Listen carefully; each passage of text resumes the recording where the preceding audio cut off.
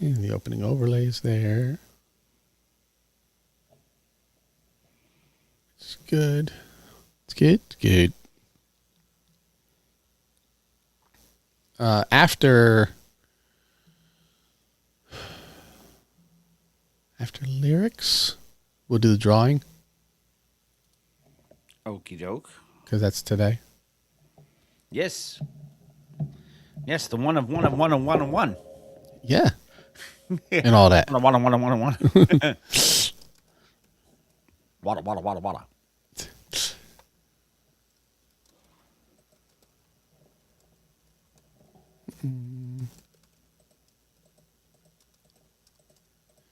All right. I believe. Yeah, all that stuff that you don't normally see, that's all the stuff that I'm clicking on to make videos and stuff happen. And then after this today, I want to go see Toy Story 5.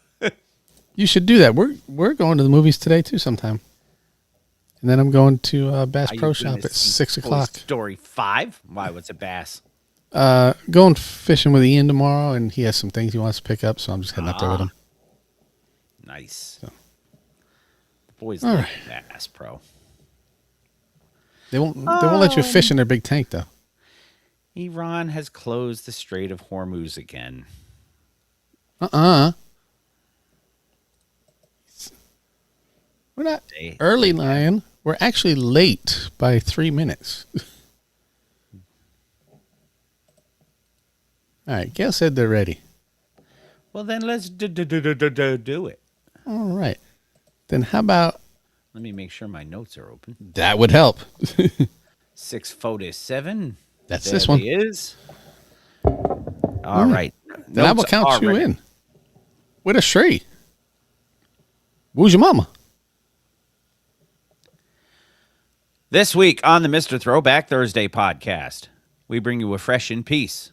Eve takes over Tiny Desk. Uptown Records is reborn. And Mystical faces 20 years. Plus, Dame Dash's Cheap Shots, the massive Knicks Championship block party, Woo York merch, and we have new music from Cheryl Salt James. Plus, we raffle off 4 one-of-one mugs, and it all starts right now. It's not just any day. It's Mr. Throwback Thursday. All you kids want to get on and shit. You are now about to witness the strength of street knowledge. I'll be damned. At the count of 3, I want y'all to tell me the name of my DJ. 1, 2, 3. The poppers pop and the breakers break. Like the fellas say oh and the girls say hey. Give it up for the DJ, Mr. Throwback Thursday. And now, here's your hosts, Bill Winters and Mr. Throwback Thursday himself, Jamie Robinson. On this very important day of Juneteenth, we welcome you to Mr. Throwback Thursday, episode 647. Your two favorite idiots bringing you all the hip-hop news there is across the nation. Bill up in New York, the home of the NBA champion New York Knickerbockers. Yes. And Jamie down in Virginia, the wearer of all merch pertaining to the NBA champion New York Knickerbockers. Yes. I actually have a new shirt coming in the mail. I didn't get one of the Knicks champion, like with the glitter and stuff like that. That looks like Sean Brock would have done it. Yes. That's the first thing I thought when I saw those. I'm like, that's a Sean Brock design. I did not get that one.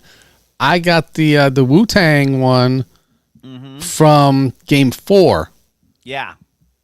I got that one, and once it shows up, I will show everyone. You mean when they played at halftime and caused the Knicks to bring the ruckus to come back from a 29-point deficit? The greatest comeback in NBA Finals history, that one? Yes, that's the one, yes. And that's all Wu-driven. It is. As you drink out of your Wu mug. Of course. I'm always curious to see which mug you use during the day. Actually washed out and used, even though it's not even close to Halloween, I used my Jackass O'Lanterns mugs. Look, I had that one in my hand today. Okay, so I'm strange. Like, I go, you've seen it. I go and I look at my wall of mugs Yeah. and I just stand there and look at it until one speaks picks me. Yeah. Yeah. It's like Harry Potter's wand. Yeah. The Jack Castle Lantern almost won today, but the Woo News one prevailed today, which you can get at MrThrowbackThursday.com/shop. And indeed. Yes, you can. So what else is new and exciting? It is Juneteenth. It is. The celebration of the final notification of the end of slavery. I believe it was delivered to Galveston, Texas. I know it's Texas, yeah. My history is correct. So very See, normally day. this is where I post the Roots Schoolhouse Rock edition Yes. We did explaining that- Juneteenth, I which think we did that the first year it was actually signed into law. we did. So And I will probably actually post it on the Throwback Thursday page today as we record. If you guys listen to this on Thursday, it was last week. You should still go look for it. yes. So I don't know if it's a happy occasion. I guess it's a happy occasion. Well, I would think. I mean, it's happy that, it's one of those ones where when people say Happy Memorial Day, I'm like, there's nothing happy about Memorial Yeah. Day. That one just never makes any sense to me. It is happiness, I guess, that the final notification was delivered to those who yes. deserve to know. Hell yes. But the fact that, it was a pretty shitty situation for him beforehand. So there you go. Yeah. So anyway, a very happy yet somber Juneteenth to all those who are affected by the events, and we're here to entertain you for a couple hours or whatever it is, and act like idiots like we do every single week for. It's not acting, dude. It's 647 weeks counting today. So yes, that's a lot of weeks. On Mr. Throwback Thursday, episode 647, we have our standard menu today. We have hip-hop headlines. We have some woo news, as we always do. It's just fun. We have a one and done that I actually do remember this artist. Well, good. I remember the name. I don't remember listening to a whole lot of it, but I do remember the name. Well, that's good. A record of the week from one of the groups that I don't think gets enough credit. I agree. They were an artist of the month and didn't get their record played. That's how done. Yeah, because that was a weird month, man. That was a very weird month. Yes. We'll remind you who the artist of the month is for this month. I believe we have 2 more weeks of this artist of the month. Today is this the last week? No. Yes. Technically, the last week. This will be the last week as this Yes. show comes out. This will be the final week for this artist of the month, and then you can start thinking about July's artist of the month. Who do you want? Who do you think we don't give enough love to? Egyptian lover, you're not allowed to answer. He is allowed to answer, and if we, you know what, If he says it again, he could be three-peating. he could be. And then I got to pay Pat Riley $12 because I used his term. No, you can always leave us a note on MrThrowbackThursday.com. Hit us up. Who do you want as your artist of the month? Who do you want? I think one of our patrons should pick it. That'd be nice. So Talk Gail's to the here. research department so that it's or go onto our website, MrThrowbackThursday.com, and there's a search block. And if you put the artist's name in quotation marks, it will show you every note or every reference to that person. And if you really want to get fancy, you put There's a suggestion from Lion. quotation mark, and then you Which put doesn't artist of surprise the me, by the way. you put artist of the month space dash space their name, and then close the quotations, and it'll tell you if they've ever been artist of the month without having to do any other legwork. And Gail is going to give that a try. So after the artist of the month, then we do have an old to the new this week, as we said during the opening film. I will read some lyrics, as I always do about this time. Yes, yes. And We got mugs that talk about it. yes, we do. Oh, by the way, as we record, it is a couple of days away. I want to wish you a very happy Father's Day, my friend. Thank you, That and will to be you. on Sunday, thank you. And a happy Father's Day to my son Wyatt for the first time Yes. ever now. So his little girl is just about. She's going to be 6 months next Friday. Can you believe that? Well, that just means that you need to make a trip down here because the last time you were here is when you received the call that they were pregnant. Yeah, that they were So- pregnant. That was a weird call because if you remember, they both tested positive. Michaela tested positive for pregnancy, and Wyatt tested positive for COVID. COVID, yep. So that was the strangest phone call ever. And we tested positive for alcohol. We did test positive for alcohol. We drank a lot on that visit. So, yeah, Jamie says we got to make our way back down to Virginia because now that the baby's 6 months old, we were down there when we found out she was pregnant. Yes, we were. So Highly intoxicated. Yeah, she just said highly intoxicated. The IT department doesn't even need to research that. Nope. Google search needed. We Was it Jameson Orange? Yes, I believe it was Jameson Orange, and she doesn't drink like that anymore, man. Well, none of us can.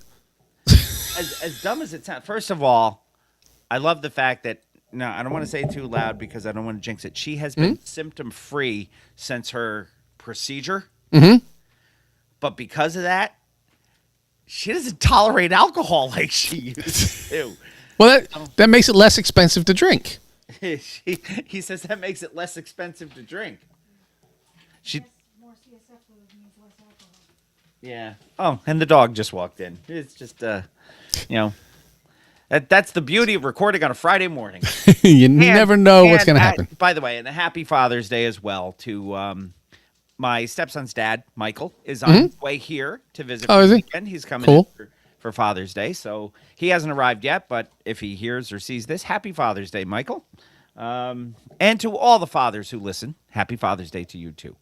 And to offset Alfredo's normal Mother's Day thing, and to all the single mothers who have to be fathers too.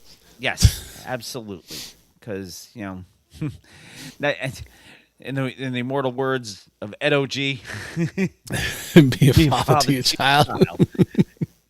That's funny. We did that, though, the first Father's Day weekend that we were on the show. Yeah. Did that record as record of the week. Of course. That one song. So, who knows? Maybe we'll Shout out to Edo. We'll just post that song on Sunday like we always do.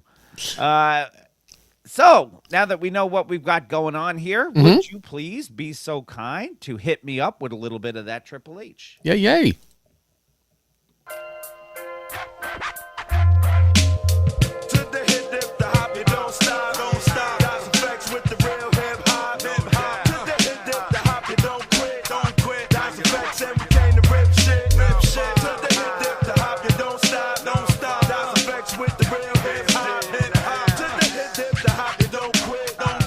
This is Hip Hop Headlines brought to you by Mr. Throwback Thursday. You can put it up there before it's your turn. Okay, so update from our... I wasn't ignoring your line. I just had a bunch of buttons to push. Yeah. So, very good news, Lion. I hope that's what you were going for, unless you were going for more. But that is a nice number. Yeah. And unfortunately, it can't take back everything that we may have lost because of this, but it was the max. That's the max all. allowable. That's what I'm talking Good. about. Get it all. Good. All right. And so when we do our trip to the Hip Hop Museum, Lion can come now. Yes. All right. Wait. So now you may say it. Get on it. It's your turn. It is my toin. My toin is going to start with a fresh in peace, unfortunately. This week we received the sad news that Danny Simmons Jr., the globally renowned visual artist, poet, philanthropist, and community leader, passed away at the age of 72. And Danny brother to Joseph Simmons and Blair Underwood. And Blair Underwood. Not just the older brother. No. The oldest of the family, I believe. Yeah. The older brother of Russell Simmons and Rev Ron. Joseph Simmons, Rev Ron. He was a powerhouse of artistic expression in his own right. He was an instrumental co-creator of the Def Poetry Jam, transforming it from intimate gatherings in his own home and local galleries into a massive cultural phenomenon. A hit HBO series, if you remember, was on for a while too. Yeah, And all those Def jams, poetry, comedy. They all came from that Simmons family. So. Yeah, and they were all hits.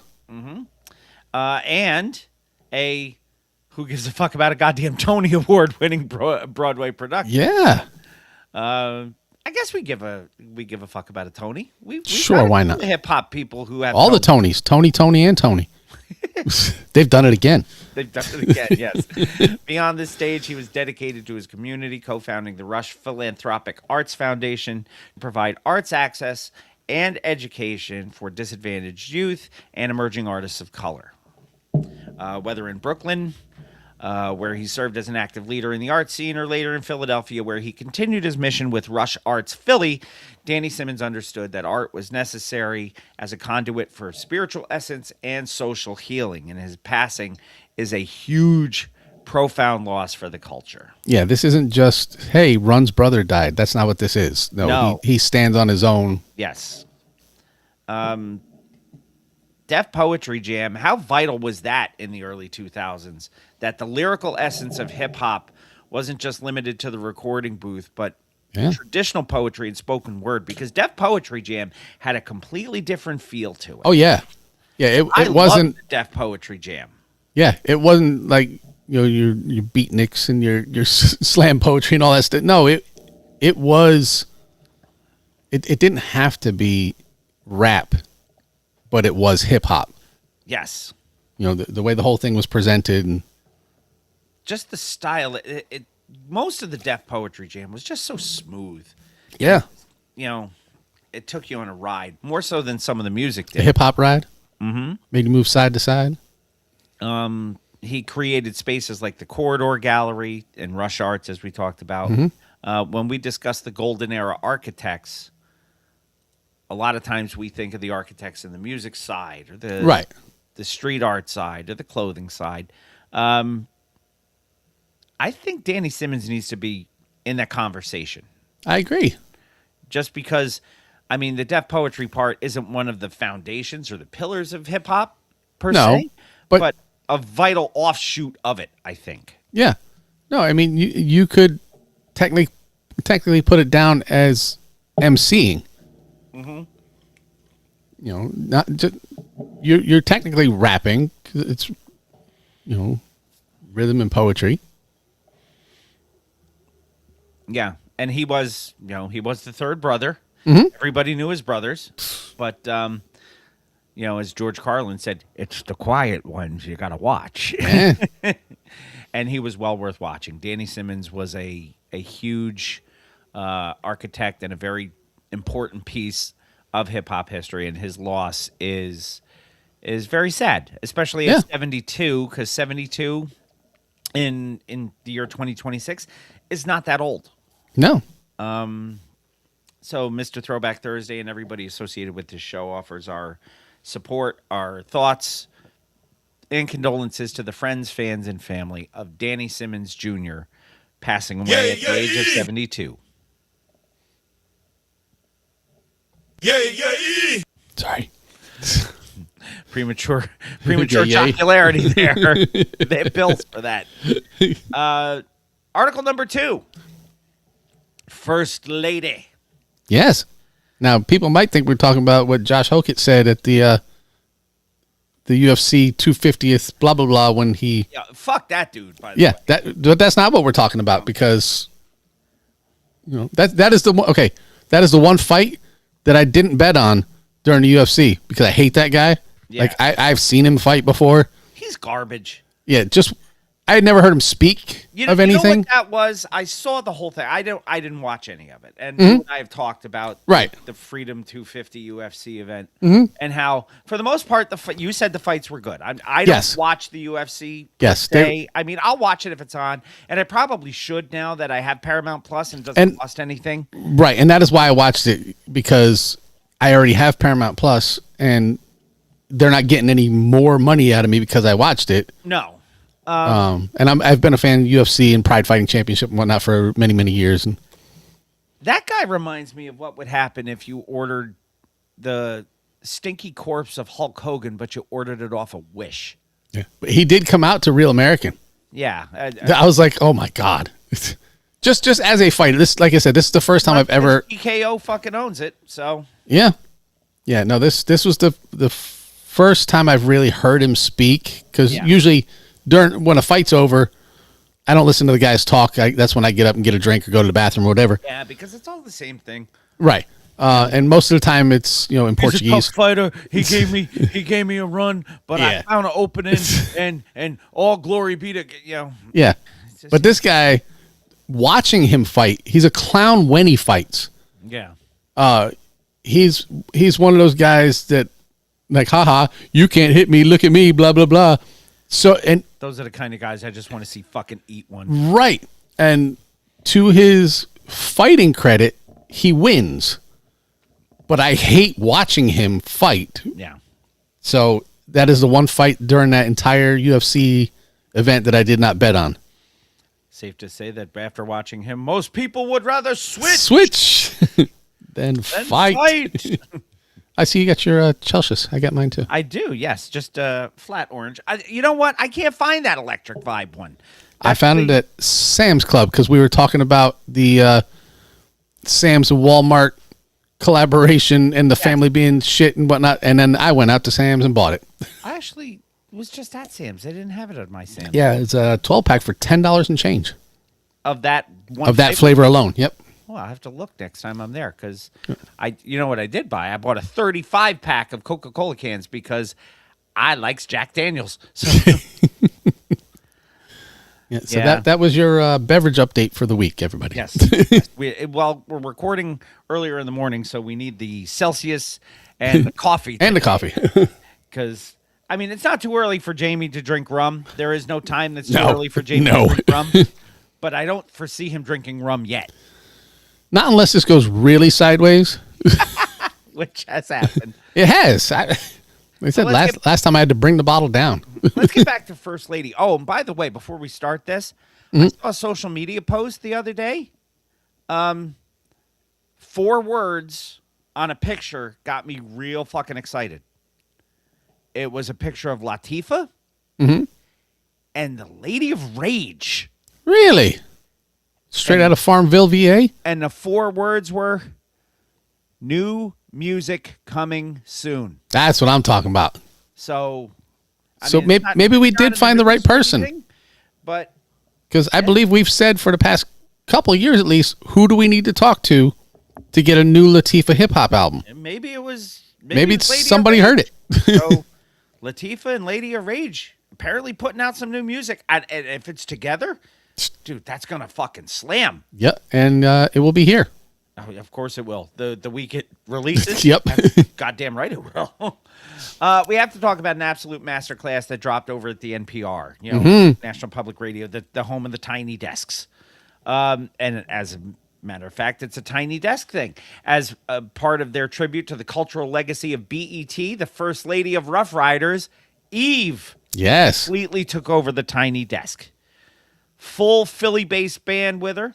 Ran through a massive set to celebrate the 25th anniversary of her classic album, Scorpion. I can't believe that record's 25 years old. I know. You're getting old, man. I can't fucking stand the fact that all this shit we listen to is now 25, 30, 35 years old. Yeah.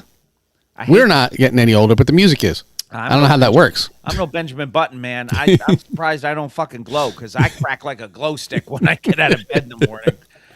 She gave the room fresh live arrangements of absolute anthems like Satisfaction, Got a Man, Let Me Blow Your Mind. Yeah. That track is so good, it survives the fact that Gwen Stefani is on it. That's how good that track is. Yeah. Yeah. Gwen Stefani. Not your favorite person, yeah. No, I just don't think she has any talent. And having her as a judge on a singing contest, to me, is like asking a homeless person to critique your interior decorating. Well, maybe that's what they did in their past life. Maybe.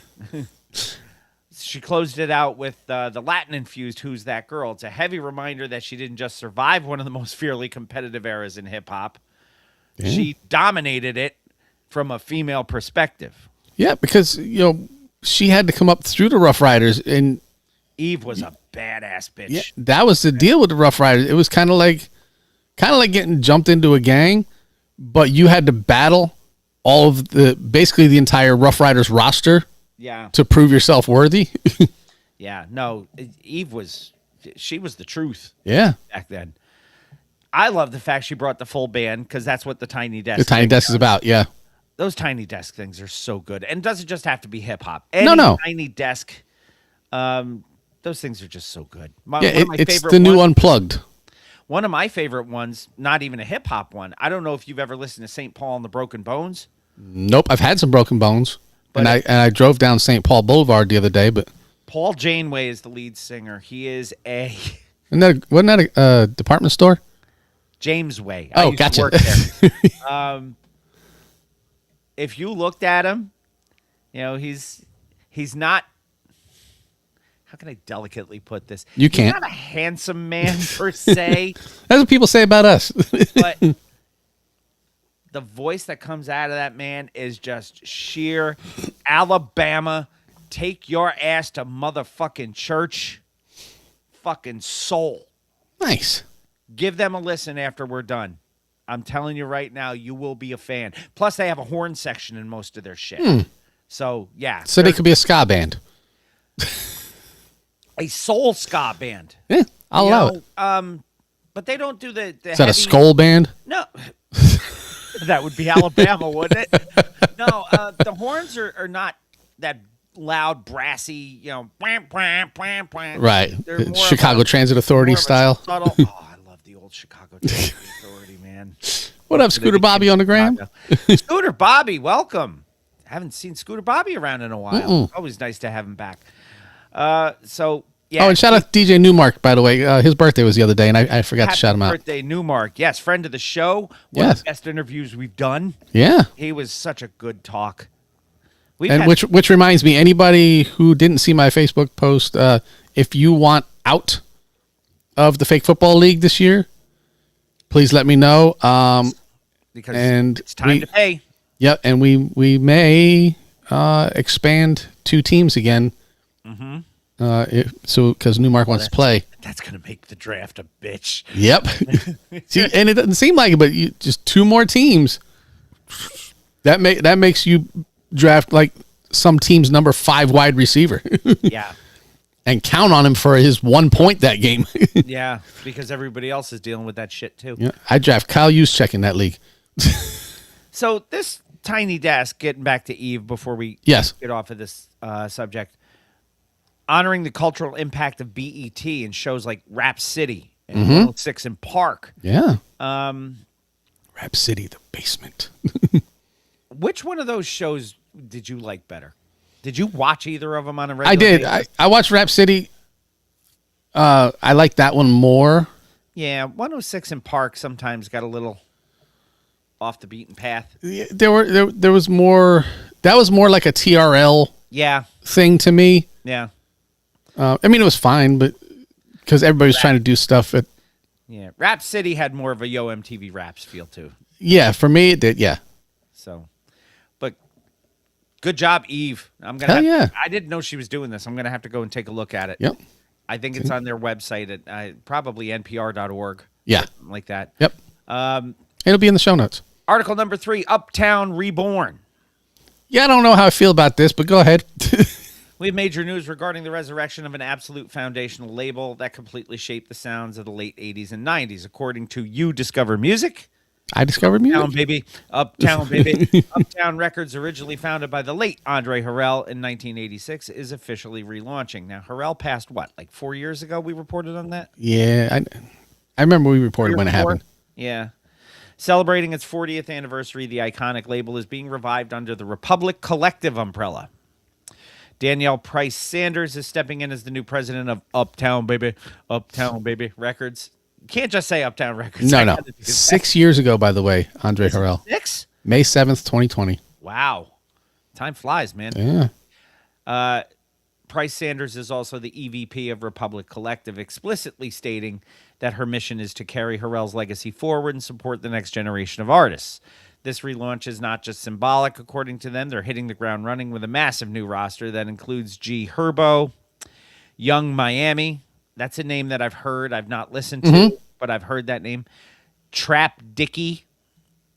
That sounds like something that you would need a shot of penicillin for. Yeah, not Lil Dicky. No. Sunkiss, 9B Michi, and producer ATL Jacob. It's a huge moment for the culture, seeing a legendary brand resurrected and run by a female record executive while staying connected to its natural synergy with Def Jam, which apparently is still a thing too. Yeah. Well, okay. So the guy who became the most famous coming out of Uptown is currently holding freak-offs in jail. I was going to say they talked about that on the Netflix thing. Yeah. Yeah. But no, Uptown was Andre Harrell. Heavy D was there. On Uptown, yeah. Yeah. Yeah. Mary J. Like Uptown Was a big player back then. Yes. Yeah. So I don't know. Teddy Riley. Yeah, there's a lot of people that came out of there. Who's that? Now you made me hope that I got it right. Oh, jam, Teddy Jam for me. Whoa. Yeah. So and Guy. Haven't heard that in a while, so I was just looking forward to that. Yeah. No, it was. There was a lot of people. Father MC was over there. Yeah, I know Mary J was. Jodeci. Like you said, Heavy D. yeah. But it Uptown Records wasn't just hip hop, man. They had a No, lot no. of R&B artists too, and No, they were incredible. they were huge. But yeah. And then Heavy D put out Soul for Real. Yes. It's so for real. What? Yep. But so you look at those artists. Okay, I got a list here. I'll Be Sure. Christopher Williams. I'm just going to read a few of these. I'll be sure. Yep. Father MC, Finesse and Sinquist. Hey, Flaw was on there. Groove Beat Chill. Rest in peace to our good friend Gene Groove Allen. Yeah. Guy, Heavy D and the Boys. Jeff Red, Jodeci. Lil Sean, Mary J, Monifa. Biggie was over there. Yeah, you know, we said the other guy who was A&R guy over there. Soul for Real, Lost Boys. I didn't remember the Lost Boys were on there. I didn't know that either. Yeah, but yeah, so that roster. The first time, and it's funny you mentioned Monifa. The first time I ever heard Monifa, she was like 15 or something. She was, oddly enough, she did the national anthem before a UFC event that I Look at that. happened to stumble on. Yeah. Back when the UFC was the UFC, not when it was Yeah. whatever it is now. I mean, again, I enjoy the UFC, but it's very different. It is. It's Dana White's little play toy. Mm-hmm. And he's a dick, but Sure. he's I a don't rich know. dick. So He is, yeah. money can't buy personality, I guess. Money can't buy class either. No. So congratulations, I guess, to Uptown Records coming. Yeah, back. I mean, Happy to see I'm what excited to see what they do with the label. Obviously, it's not music that we listen to anymore, but if they can take the name and maybe find some R&B artists like they did. yeah, and do right by the name with the people of today. Yeah, I think that's probably the best way of putting it. They need to uphold the name, the legacy of Uptown. Yeah, yeah, like you're not going to go out and relaunch Delicious Vinyl Records because, but I love Uptown launched New Jack Swing. Yeah, That came out of Uptown Records, so you have to do something to keep that legacy alive. Whether you create some new sound, something has. You can't just say, we're Uptown and we're just going to do grunge and all this weird shit that has nothing to do with the legacy of Uptown. That's all I'm saying. Article number 4. 20 years of shaking his head. Not a good, and this is not an anniversary post. No, it's not. This is a bid. This is you gonna find out why we call it pokey. I prefer SERP. We unfortunately have to cover a serious, very dark update. I mean, I'm not saying that because you're dark skinned brother, but No. regarding a former heavyweight on the Southern rap scene, Michael Tyler, professionally known as Mr. Cal, officially been sentenced to 20 years in prison for third-degree rape stemming from a 2022 assault case at his home in Louisiana. Yeah. Tyler, If you look at the is it Unpredictable album by Mystical? That's a pen and pixel cover. Tyler pleaded guilty to the reduced charge back in March, which allowed him to avoid the automatic life sentence he would have faced if convicted on the original first-degree rape charge. It was reported that just days before his sentencing, he actually asked a judge to withdraw his guilty plea, saying he didn't have enough time to consider the consequences. I didn't have enough time to consider if I was guilty or not. But the motion was denied. Oh, so he wanted the judge to stop and then got angry when the judge didn't stop. Kind of ironic, don't you think? Yeah. Yeah, dude, I have no sympathy for rapists. Well, no, why would you? Getting back to my first love, hockey. Mm-hmm. You know, A lot of rapists in hockey. But... there's a big controversy. Oh, boy. A bunch of, when they were Canadian juniors, a bunch of kids apparently had this little gang session with a girl. They said that she wanted it.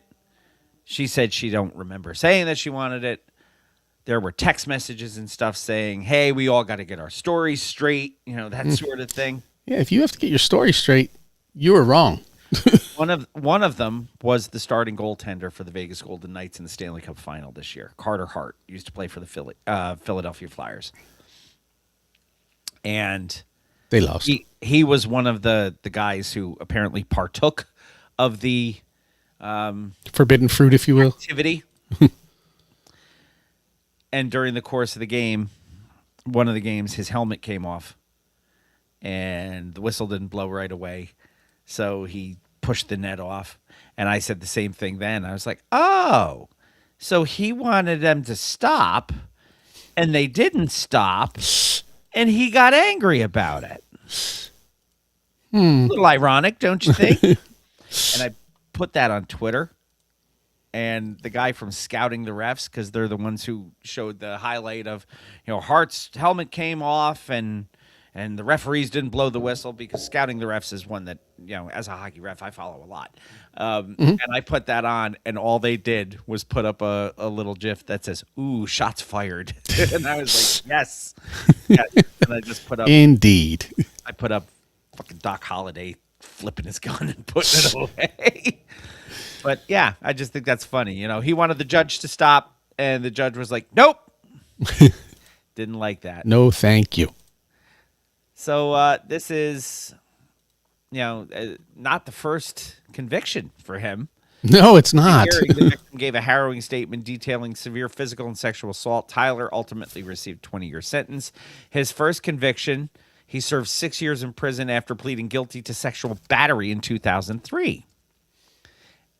So, enjoy your time. Yeah, shaking your ass. 20 years of shaking your ass. Watch yourself. Watch yourself. They're going to show you what they're working with. Indeed. You're going to be shaking. He's going to be hiding his ass. Article number 5. I read it, and I'm like, is this a knock on me? No. Cheap teeth. I'm sure yours weren't cheap. Well, mine were not cheap. That's what I'm I saying. had to pay a lot of money to replace them. Thank you, 80-mile-an-hour hockey puck to the mouth. The drama between the former Rockefeller Giants has officially reached a new, extremely awkward level. And, of course, we're talking about Dame Dash and Jay-Z. And What? Dame Dash just previewed a new diss track aimed directly at Hawaiian Sophie and Cameron. And it's called Cheap Teeth. Shout out to Vamonos Jesus over on the gram. The track features Dame alongside his new artist, Nicky Licky. Sounds like something I would have read in lyrics. You may later. I don't know.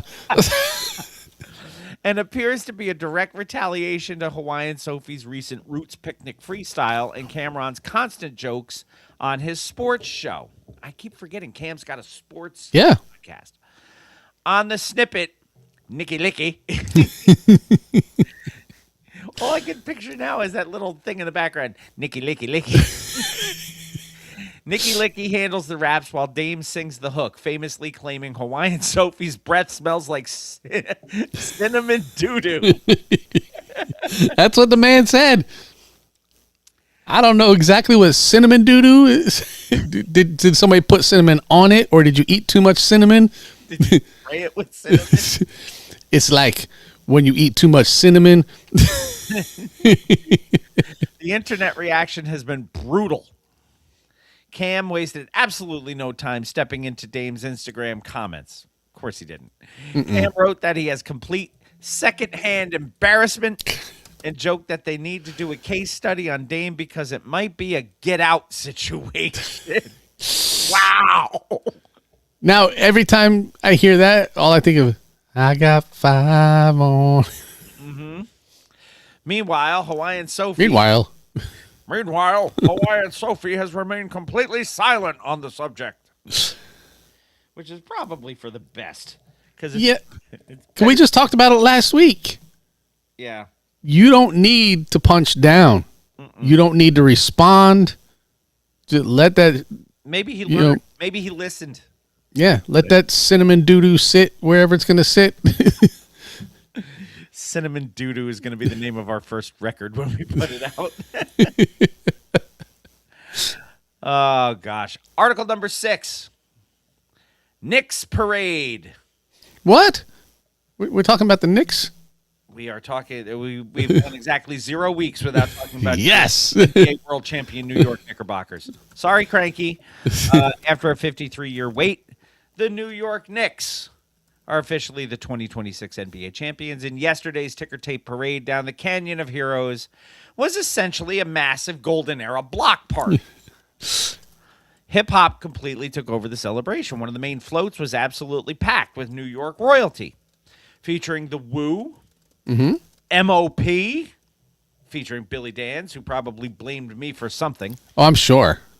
Havoc from Mobb Deep, Q-Tip, The Lox, Ja Rule, Fabulous, and more. And, of course, Fat Joe, being a huge Knick fan.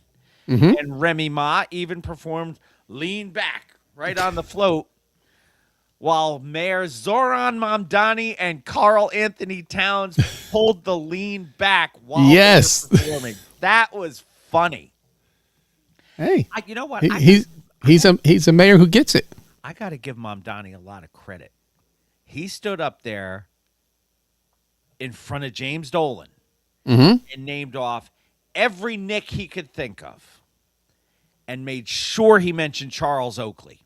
Yeah. Yep. And Oakley and Dolan have a lawsuit against each other yes. right now, and that's not pretty. And then Dolan, who, dude, your team just won their first championship in 53 years. Can you not be a dick for one day? No, that's what billionaires do. It's his nature. He's a dick. Yeah. And he's like, I don't need to tell you all these old teams. I don't need your vote. Fuck you. He doesn't either because he's already there. Sell the fucking team, you piece of shit. They're actually in process to try to separate the Knicks and Rangers from Madison Square Garden and sell them as separate entities, I think. So we'll see what happens with that. But anyway, Josh Hart was also spotted smoking a cigar and vibing to Ja Rule with the fans. And Jalen Brunson shared his float with Spike Lee and Detective Olivia Benson. Yes. Mariska Hargitay. That's probably my favorite thing outside of the Knicks winning the title is the Mariska and Brunson friendship. That friendship has been there for ever since he got here. Yeah. And she calls him her inspiration. Yeah. She's on Broadway right now doing a one-woman show. Oh, I know, because at the end of what game was it? At the end of game 5, I think he came over and hugged her and said to her, "I'll be there."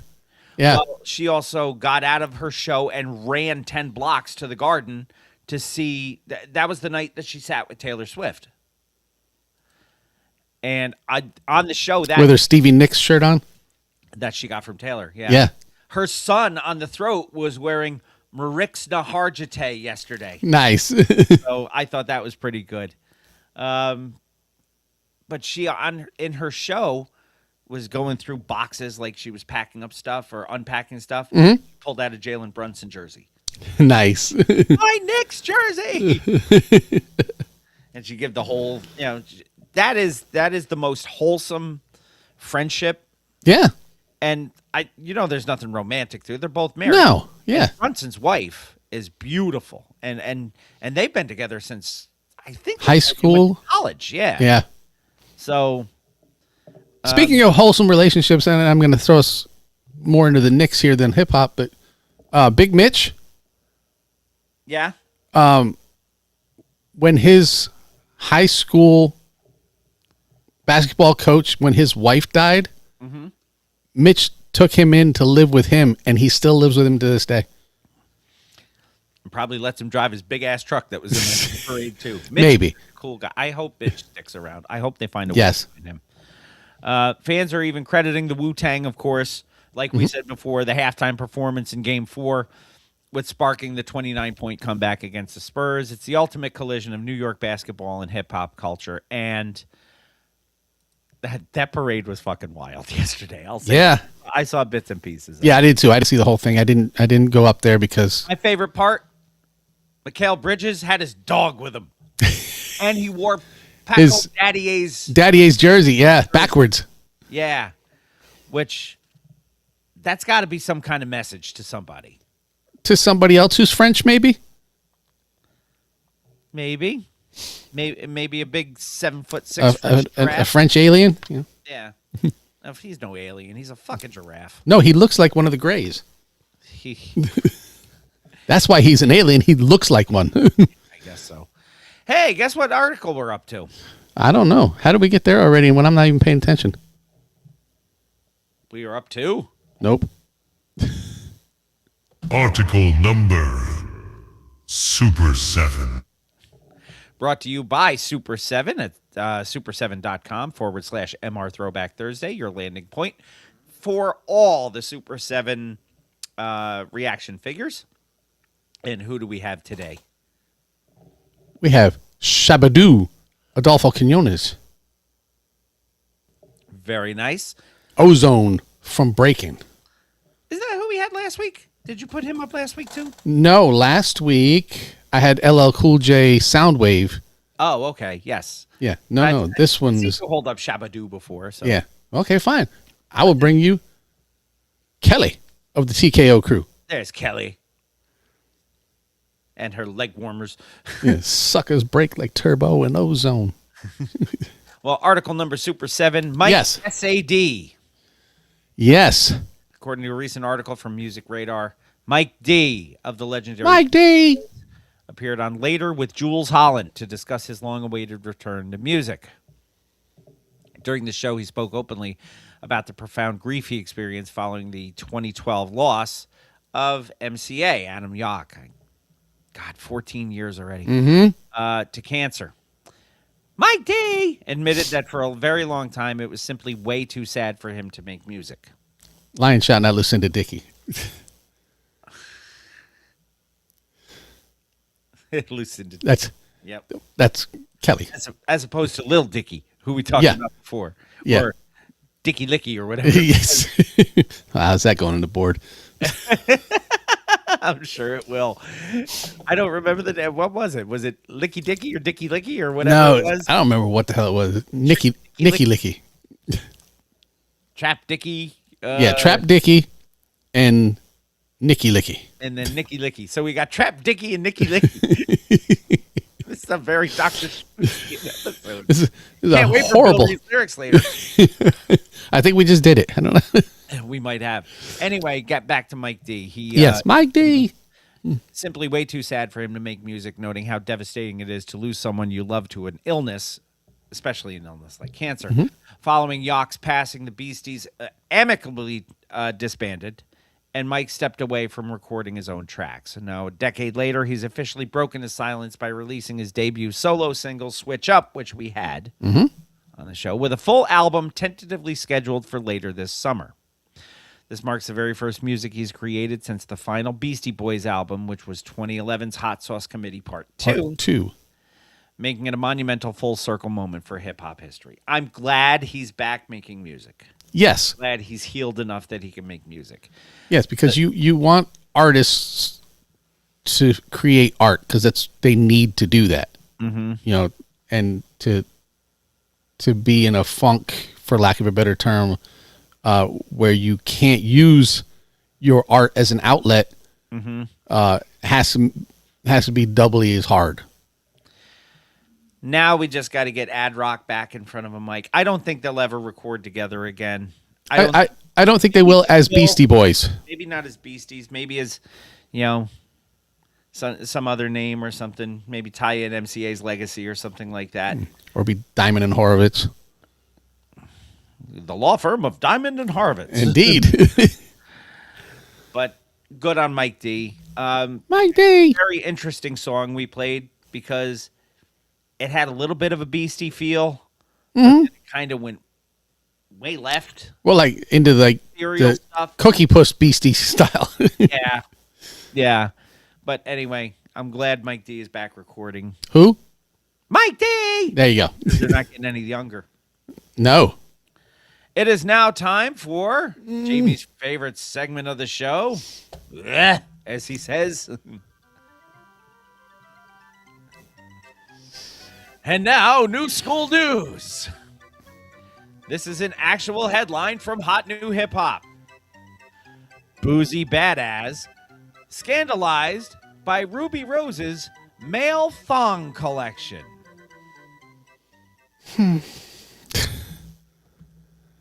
That's not Ruby Rose, the actress, by the way. I wouldn't have known. Yeah. I don't know how many Ruby Roses there are in the world today. Ruby Rose is dropping a men's thong collection, and in the ad for it, you got some dude dunking a basketball with his shorts hanging down and a fucking looks like a whale tail coming out of the top. Yep. That. Yeah. Naughty girls need love too, yes. That. Is entirely too much. Of that. Shit. And we are going to take our first break of the day. When we come back, we're going to have a little woo news for you.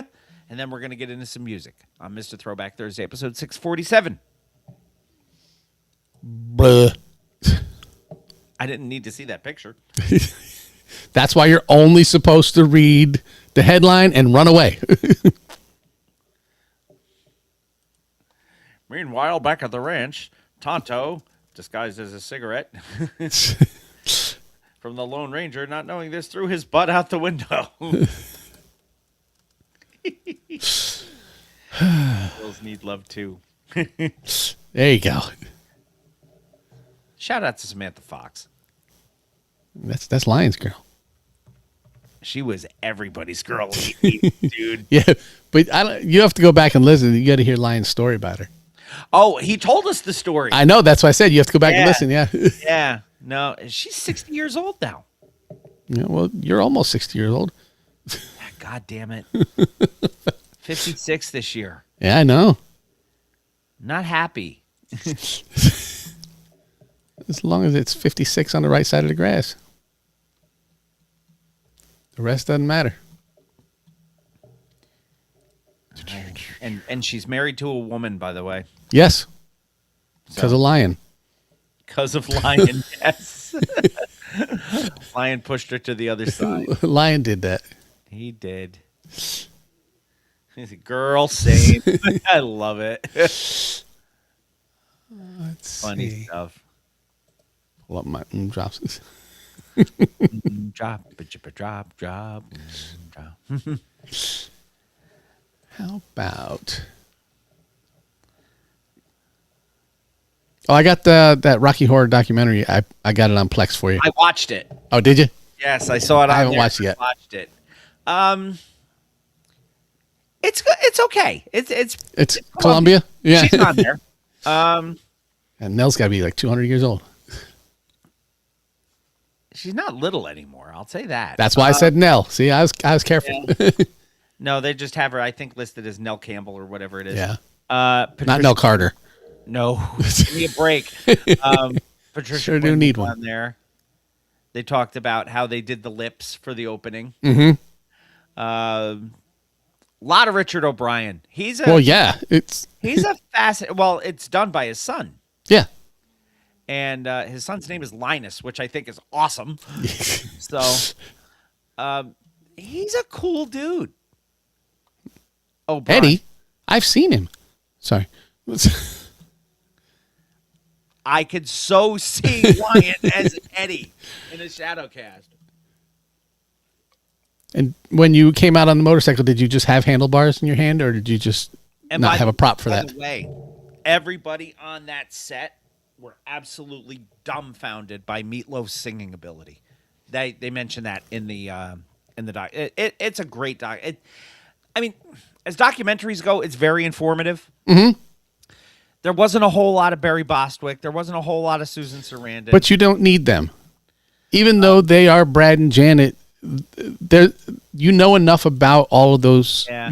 There's a lot of Tim Curry. He there should be. And I love Tim Curry. It's painful to see him in the state he's in. Oh, yeah, I'm sure. Because of the stroke and everything. Yeah. But again, he wakes up on the right side of the grass. He does.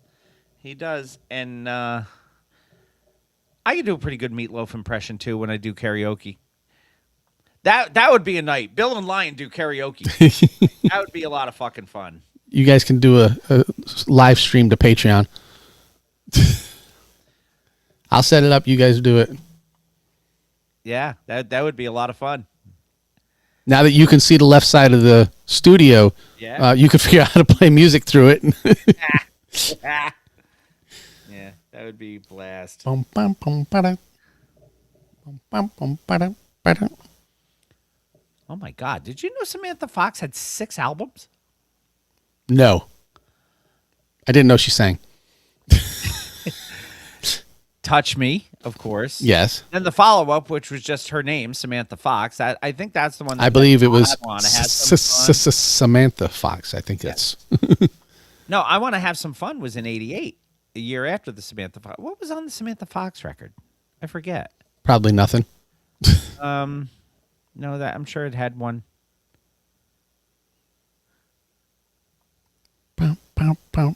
Two. Naughty Girls Need Love Too. Yeah, that's what I said. Two. And of course, she did. I Can't Get No Satisfaction on that one, which is just no reason for that. Yep. I Want to Have Some Fun was in '88. Then she had one in '91 called Just One Night. One in '97 called 21st Century Fox. Ah. And then Angel with an Attitude in 2005. Wow, 2005. Completely unawares and happy. That's an electronica album. Of course it is. So probably with auto-tune. I'm sure. All right. You ready? Yes. All right, let me get back to so I have my shimmy ready. Because you got to have that. Make sure the volume is up on the board because I pulled it down after the circus music. All right. I'm going to unmute, so be quiet or you're going to echo. And we will do this. And in honor of the giving away. Yes. I had to make sure of that today. All right. Let's do this with a Shree. Who's your mama?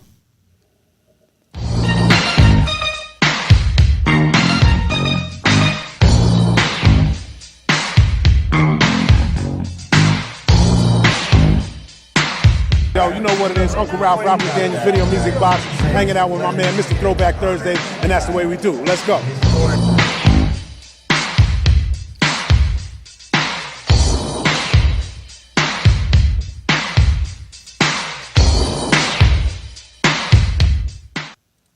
One, two, 1, 2. What's good, yo? This is Ghostface, straight from Staten Island, New York. And right about now, it's time for Woo News with Jamie and Bill. Y'all know what it is. Get it correct. Mr. Throwback Thursdays, Jamie and Bill. You know what I mean? On Woo News. That's what's going down right now. Y'all check this out. Exclusive. Peace. The RZA, the Jizza, Raekwon, Master Killer, Inspector Deck, You God, Method Man, Ghostface Killer, and Old Dirty Bastard. It's now time for Woo News with Mr. Throwback Thursday. Shimmy, shimmy, y'all. Welcome back, Mr. Throwback Thursday, episode 647. And it is indeed time for Woo News. Thank you, Mr. Forrest Whitaker, and everybody associated with that wonderful opening. I have a question completely off topic, but not off topic. I'm getting rid of it. Don't worry. So that's Jeffrey Osborne that does the Woo Woo Woo song? I believe so, yes. Didn't he also do Yamo Be There with Michael McDonald? You know what? I think he did. Now I got to look for it. Yes, because research department is busy today. Yamo Be There. Oh, no, that was James Ingram. James Ingram. Damn it. Yes. But, by the way, not hip-hop per se, but R&B lost a huge name a couple weeks ago. Peebo Bryson. Peebo, yes, I did see that. So rest in peace to Peebo Bryson. Yes. Who you couldn't turn on anything in the 90s without hearing Peebo. No. Whether it was the American Tail stuff or anything he recorded with somewhere out there. Oh, my God. Peebo was huge in the 90s. Beneath Loved the Peebo pale Bryson. moonlight. Yeah, I wasn't. I don't think I ever saw that movie. Fievel. To be honest. Fievel Mouskowitz, yes. Yes. And a headline that just came across my phone that nobody asked for: the Austin Powers franchise is coming back. Apparently, Mike Myers is going to do another Austin Powers movie. I'll probably see it. Probably. Woo News. Woo News article number 1 brought the ruckus. Yes. The Knicks championship celebration officially carried over to late night television, and the Wu-Tang Clan provided the absolute perfect soundtrack, according to Vibe magazine. The RZA, Toast, Face, Rilla. Clifford Smith Jr., professionally known as H-O-D, man. Raekwon the Chef, Capadonna, and Young Dirty Bastard took over The Tonight Show starring Jimmy Fallon to perform a legendary medley of Bring the Ruckus and Cream. Did you see this? I have it recorded. Okay, so yeah, because it was a Knicks takeover. Yes. So I don't know what I was watching at the time, or if I was awake. All these Knicks takeover interviews, it's just fun to watch OG Anunoby. Get all rambunctious and like nod at people and wink and turn the corners of his mouth up a little bit. Yeah. Hey, what'd you think when that shot go in? Oh, I was excited. Everybody was excited. It was cool. We won. It was cool. Yeah. I mean, even at the end, like, this is my second one now. This is cool. Yeah. And I'm like, that's right. He got a ring with Toronto. With Toronto, yeah. Anyway, the performance of Bring the Ruckus and Cream was part of a massive victory lap for the newly crowned NBA World Champion New York Knickerbockers, who crashed Fallon's monologue with the Larry O'Brien Trophy after being introduced by Spike Lee. This show has gone 0 weeks without a championship New York Knicks reference. What's going to happen next week? It's never know. 0 weeks again. Because for the next 48 weeks or however many weeks are left, I will be mentioning that I am from the home of the NBA World Champion New York Knickerbockers. Hells yes. So, because I'm also from there. Unless I'm just not there. Originally, even if I'm down there and we're recording something together, normally from the home,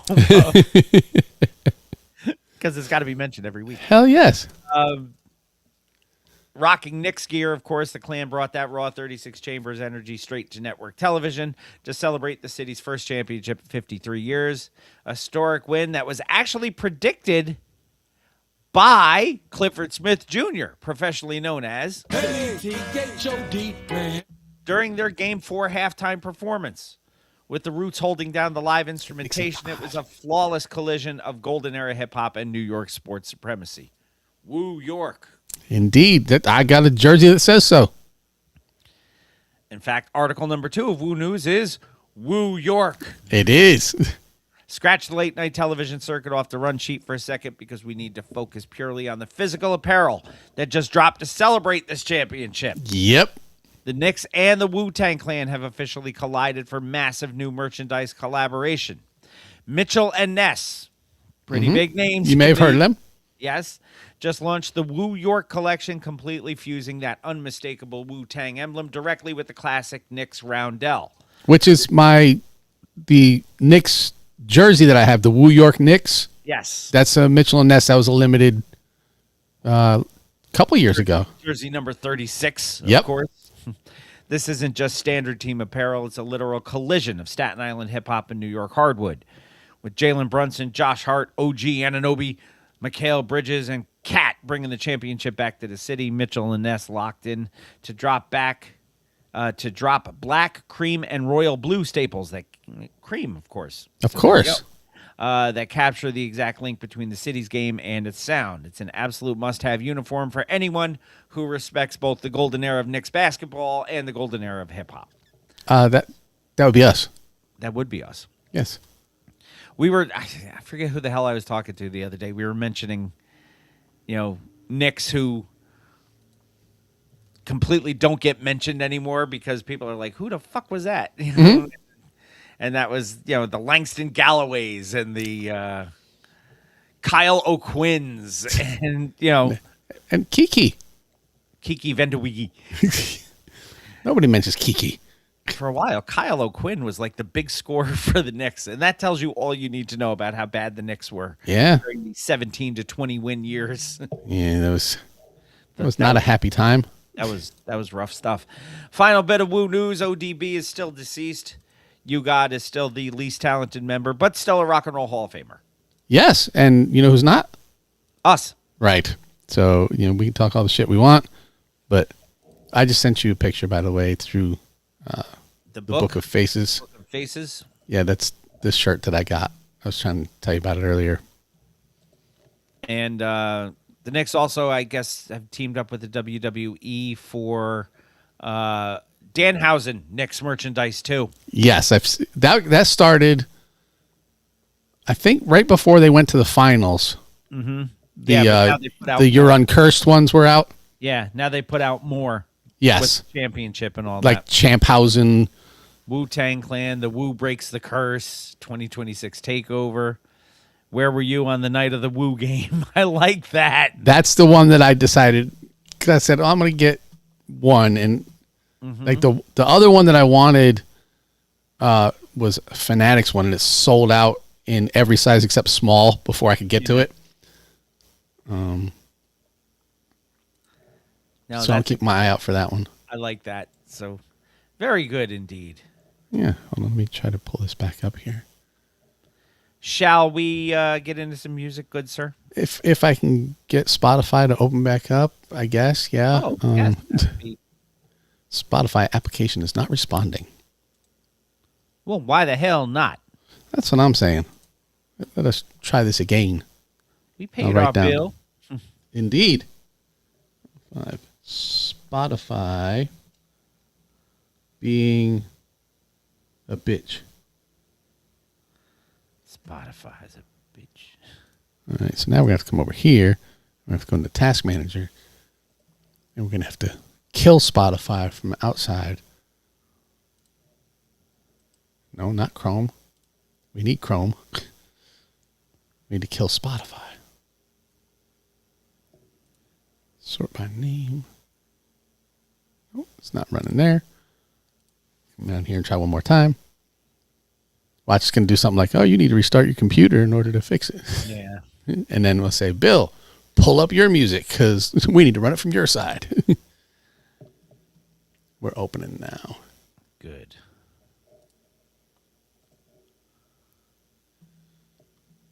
Do-do-do-do-do.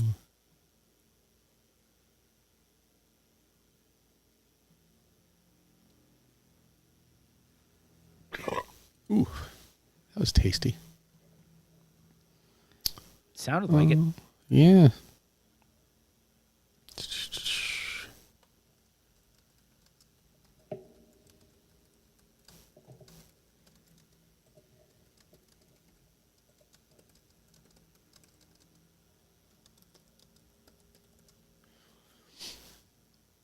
Okay.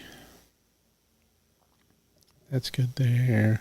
Oh my God! Did you know WKRP is an actual radio station in Cincinnati now? Yes, and they're selling merch.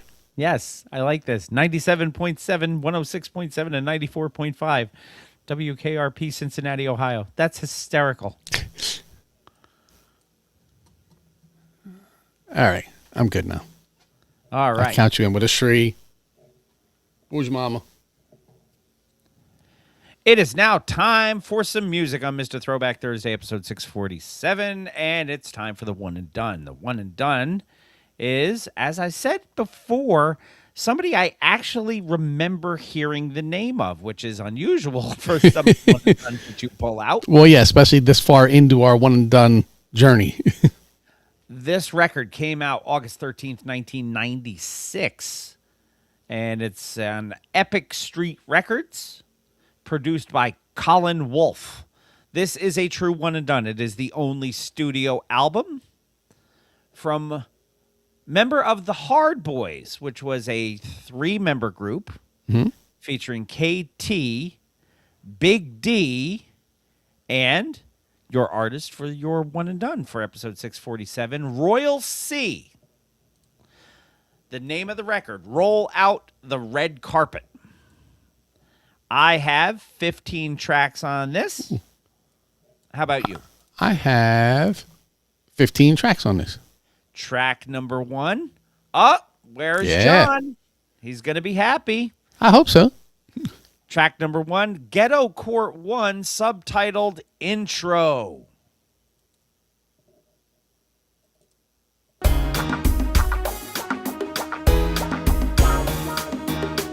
Welcome to another like some case Isaac of Hayes. People's Ghetto Court. Today we're going to hear the case, Plug Out the Ass. The plaintiff is Mr. John Johnson.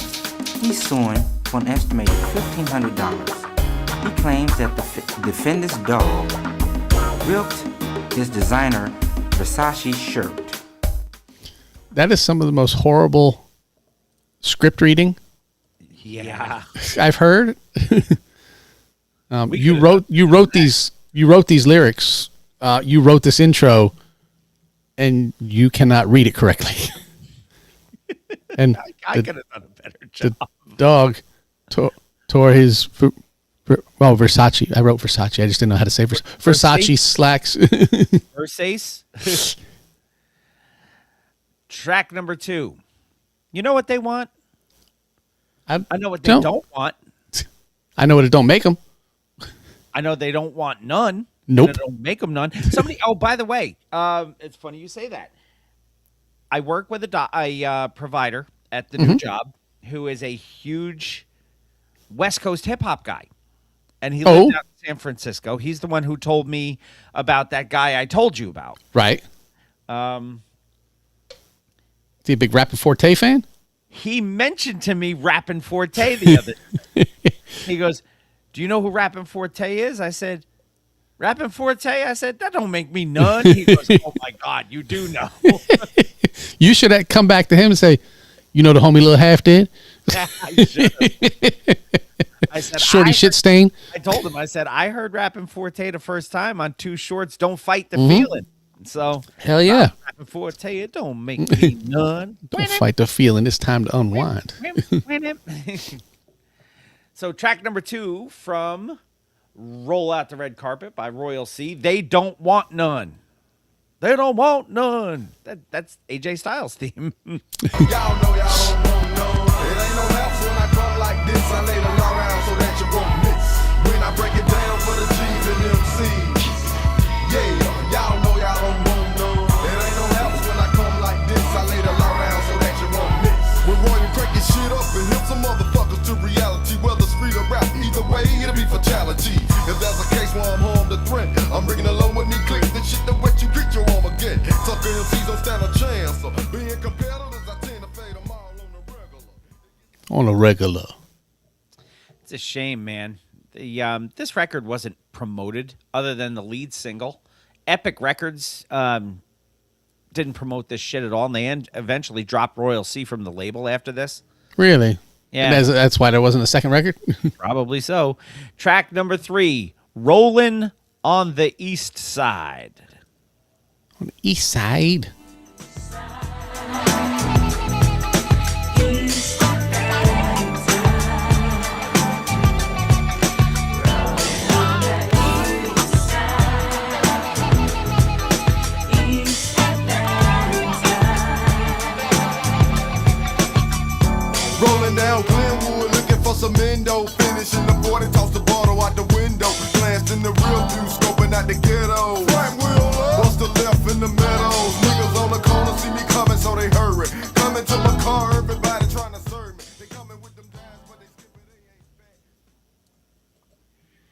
It has a very generic cookie cutter 90s sound to it. Yeah, and It's not bad. No, and he's got a Ren feel.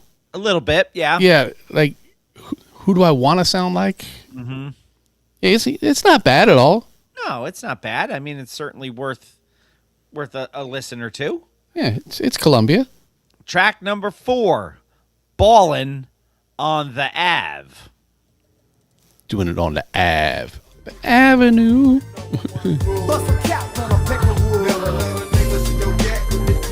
See why and if they get your shit, man, smack with a gat. And beat with the bully glove. With no help from your homies. And they claim the OGs sipping on they phone. It's now 1996 and ain't no love, man. I'm dropping buku bombs with my ace, Mr. Mudbrain. The motherfuckers from the boondocks are old fox. We're serving this spot and it's hard rock.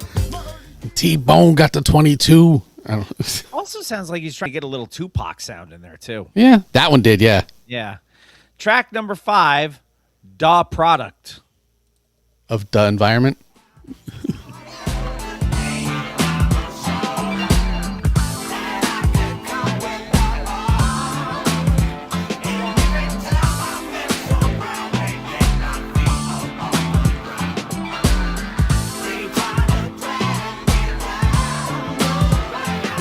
Gangsta rapper some of y'all once knew back in 92 with the hardcore crew that broke more chains in this game to stay front and was able to come back and put you something in the trunk. Most likely the funk, because that's what you requested and bumped it. Most likely the funk. If I'm saying trunk, it's most likely.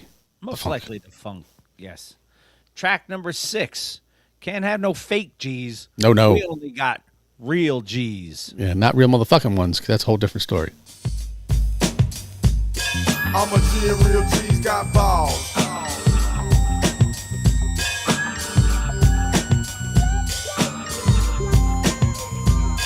I'm a G and real G's got balls.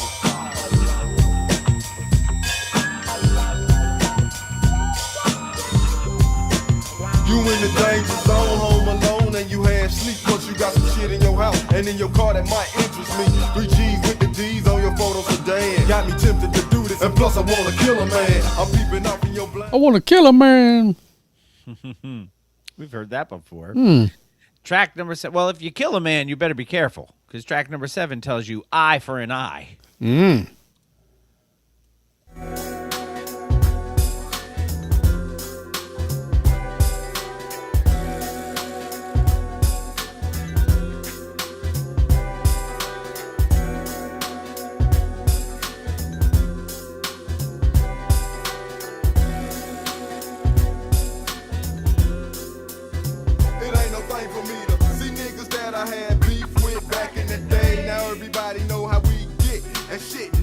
To test you, but don't be easy to jump the gun and fuck around and catch a hot one. Bullets ain't got no name, and niggas ain't got no love. So what's up? Bullets ain't got no name. It's the Boy, truth. That ain't the fucking truth. Track number 8, Daggone Hose.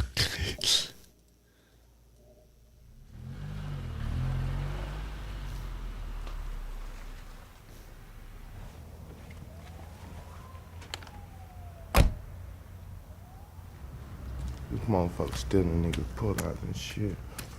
Bust me one of these son bitches in the head. Catch him by my shit.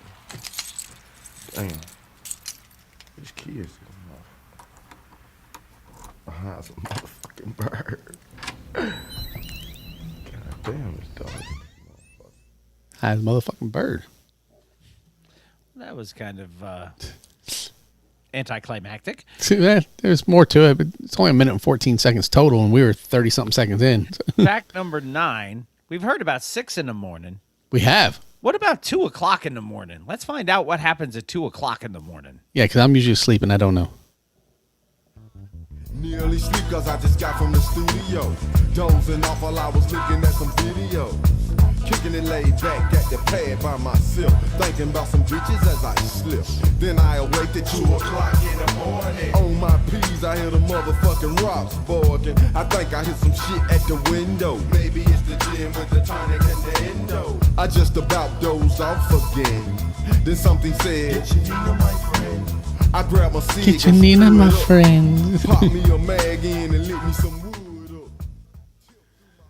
Pop me a mag in and lit me some wood up. Apparently, a lot happens at 2 o'clock in the morning. It does, yeah. Funny, we said bullets ain't got no name. Lion says, whereas a grenade is addressed to whom it may concern. That's right. He didn't see it on the video. That's what he put up. That's good. Track number 10, Living in the Hood.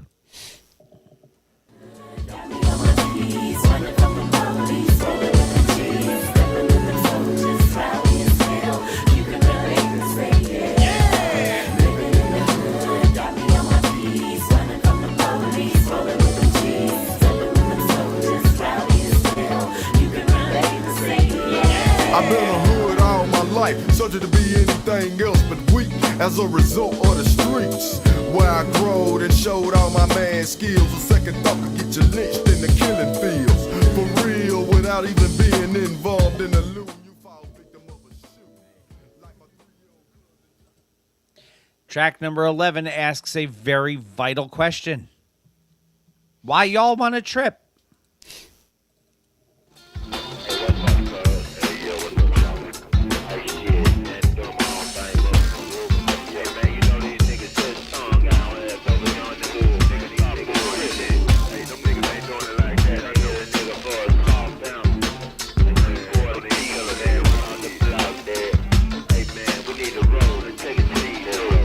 My people don't got touched, they lost 3 quarters in the yard. A quarter ounce of salt, 2 quarter keys are hard. And said the niggas that did it left a trace to where they dipped. Lil Ron got the gas and one more hit him on the hip. Hey, shouted what's the house on that motherfucking thump. That's a one of those things where you hear a line in a song that definitely dates the song for you. Yeah. When he says, I'm going to hit him on the hip. Beeper. Yeah. Beepers. Yeah, that's a definite timestamp on your lyrics. It sure is. Track number 12, I believe, was one of the villains in The Incredibles, wasn't it? Could have been. Syndrome. But it was probably S-I-N. Probably.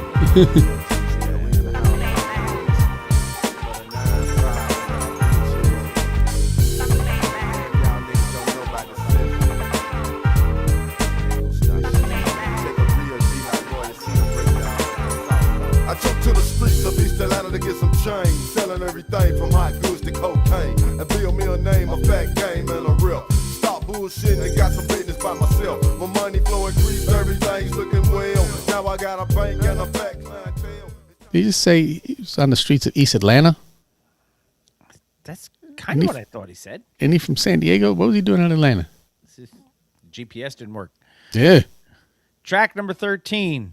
Apparently, this is Alicia Keys now. Fallen. See, I would have gone with De La Soul and was it Teenage Fan Club? Okay. From Judgment Night? Fallen. Well, Alicia Keys was just on the big Knicks parade yesterday. Yes, I know. Top of mind. So, Fallen. Ain't nothing easy.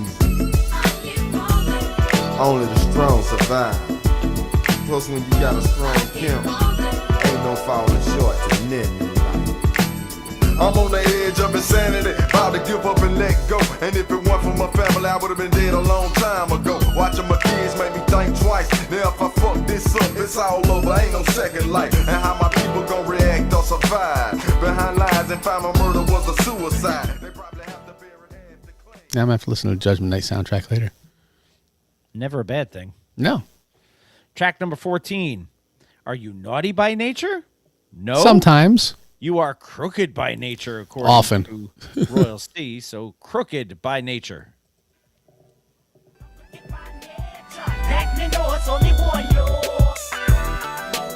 Crooked by nature. I'm roaming about the streets in the bind with debts and shit. So my ass is on the line. I'm screaming for help, but don't nobody seem to hear me. I did so much dirt. Everybody seems to fear me. I can't go to moms, cause moms won't have it. So what I'ma do is take this fucking automatic and do some shit I've been trying to avoid. Cause I know in my heart I won't stop if I start. And finding help in a job application and what they were paying wouldn't help my situation. So what I'ma do is the next best thing. He mentioned a job application. 20 million Americans can't read a want ad or a Or a, book or a job application. That's why we have Riff. Indeed. You'll hear that later. Last track on the record, track number 15, Ghetto Court 2, subtitled Outro. Yeah. Bookending this shit. You just heard the case of Plug Out the Ass. The plaintiff and the defendant are now leaving the courtroom. I would like to ask them a couple of questions about their views on the judge's decision. Mr. John John. Yeah, what's up? Mr. John John is the plaintiff Mr. John in the John. decision. Please tell me your views and how you feel about the judge. That was fucked up what they did in there. First of all, hold on for a minute. Let me make something perfectly clear. We're on national television, and we greatly appreciate it if you refrain from using all profanity. He's no Doug Llewellyn. He is not. But then again, that's not Judge Wapner either. I think Judge Wapner passed away. Probably. And what was the bailiff's name? Rusty? Rusty, yes. Rusty Burrell or something like that? You know Rusty died before the show was even over. Oh, yeah. Yeah, Rusty was old. Rusty looked like he was a busboy at the Last Supper. That's how old he was. Rusty was a little crusty. Rusty, nice. That is your one and done for episode 647. And how did you feel about our one and done? It was okay. It was okay. Yeah, it was good. I would give it a listen. There was one single released off of this. Really? Yeah. We did say that there was a single. I'll yeah, give you. and the album, and like I said, the record company didn't even promote it. How about Rolling on the East Side? Nope. No. It was the AJ Styles. They don't want none. They don't want none. Well, that would have been my next guess because two songs have been played on this album over 1,000 times because I believe that's the cutoff is 1,000 before it ranks them. Yeah. Rolling on the East Side was 1,862, and They Don't Want None was 1,632. And the B side of that was Real G's. Again, not real motherfucking G's because no, it's something different. The album itself did not chart anywhere. What? The single did not chart anywhere. Crazy talk. Because back then, the Hard Boys had joined Atlantic Records, who also signed a deal with Epic Records. Royal C, Charles Hood was his name. Epic Records placed him on their subsidiary Epic Street, which specialized in the hip-hop stuff. Of course. Epic released this album August 13th, 96. Colin Wolfe produced the entire album. Colin Jost produced the album? Colin Wolfe. Oh, okay. Features contributions from Joy, Javon Walker, and Theophilus Glasschip. Okay. I'm going to say it's Theopolis, but still it doesn't make any sense. Maybe Theopolis. I don't know where Glasschip comes in, but Epic failed to promote the album, did not do well sales-wise. Epic then dropped Royal C from the label. I think we did Hard Boys on here in the past. I'm going to have to look. Yeah, I'd have to look too. That sounds familiar. But that was your one and done for episode 647, and it was not terrible. No. It was well worth the time that we took to at least give it a shine. It's fine. Time for the record of the week, though. Yes. And these guys were not released from their label after one. They were not. At least one of them is still releasing 487 other albums and appearing on weird stuff that you've never thought that they would be on, and are the namesake of a game show on this very show. Yes. This record, your record of the week for episode 647, released March 17th, 1992 on Mercury and Polygram Records. It runs 1 hour, 9 minutes, and 54 seconds. Produced by about 41 people. Mm-hmm. Is Tragedy Gaddafi one of them? No. Damn it. T.R. Love. A member of the Ultramagnetic MCs. Mo Love. Another member of the Ultramagnetic MCs. Cool Keith. Another member of the Ultramagnetic MCs. Said G. Also a member of the Ultramagnetic MCs. So you would think you would know who the record's by, but also produced Tragedy by Gaddafi. Charlie Beats, Dr. Jam, The Jam. Brothers of Funk, Nice. Phase 5, and Dinky B. Licky, Nicky, Licky. We had, so what do we had? We had Licky Nicky. It's Nicky Licky. Nicky Licky, Trap Dicky, and now Dinky B. Yes. This is crazy. That may be your name from now on. I'm just going to put your name up as Dinky B. No. No. It's copyright infringement. I'll probably get somebody coming after me. I'll spell it Dinki. Or QUI. Yes. Think we. This is the second album by the Ultramagnetic MCs. This is called Funk Your Head Up. This is back in the day where Kool Keith still rhymed. Yes. There are 23 tracks on here, but there's a lot of them that are short. Yes. Unlike the last album where everything was like 5 minutes long. This, Some of these are, but this is a double intro record. It is. I was waiting for you to catch that. John. There's an intro to the intro. That is some Kool Keith stuff right there. That is some Kool Keith stuff. So track 1 is 20 seconds. It's called Introduction to the Funk, and it goes into track 2, which is the intro. A double intro. Where is John? I can't get over this. It's the most funkiest album ever made in the galaxy. Yeah, time to funk your head up. 4, 3, 2, 1, 0. All engine running. Liftoff.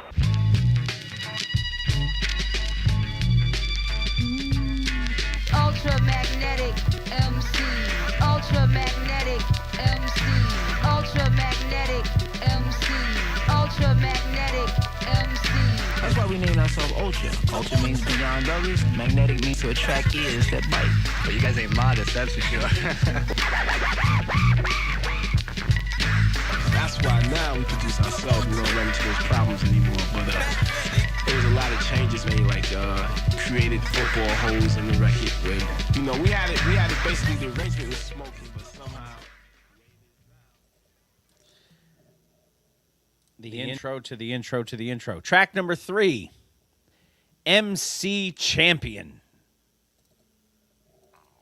Your MC champions, Ultra Magnetic.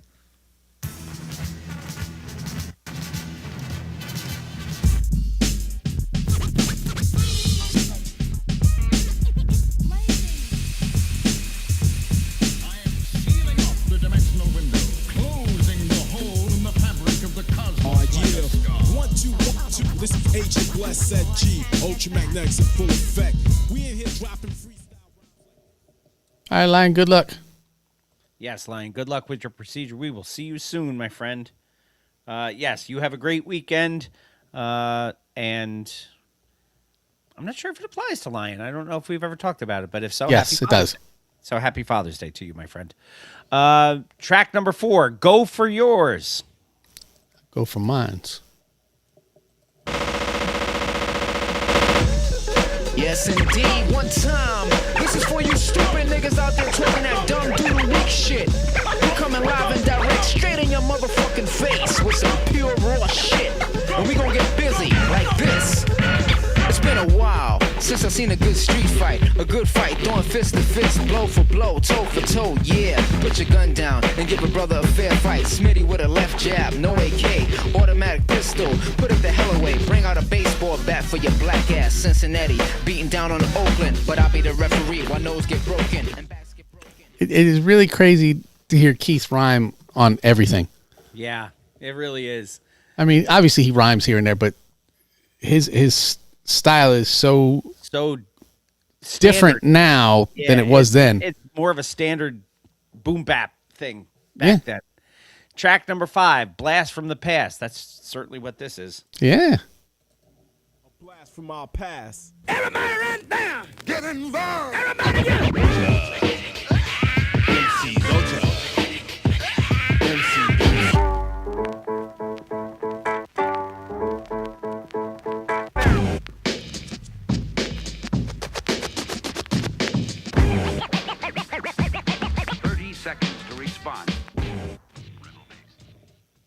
Rebel bass. Rebel bass.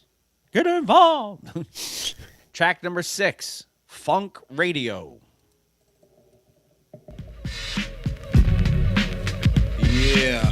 Smooth in the groove. Yo, what's up, man? What's up? What's going on, man? What's happening? Yo, what's up? This is the one, Rhythm X, Excalibur, 1-2 Funk Igniter Plus. Coming at you at 30 degrees Fahrenheit. The heat is on your ears right now. We're getting ready to get busy on WKR Funk Radio Live. Burn ya. With TR Love. And more love in the set. And we talking to y'all from Los Angeles live on WKR Funk Radio, our own station. WKR Funk Radio. It's kind of like dial PP51 doo-doo. Yes.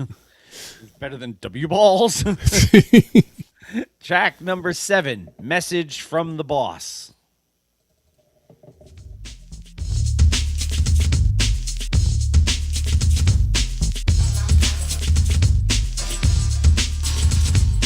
You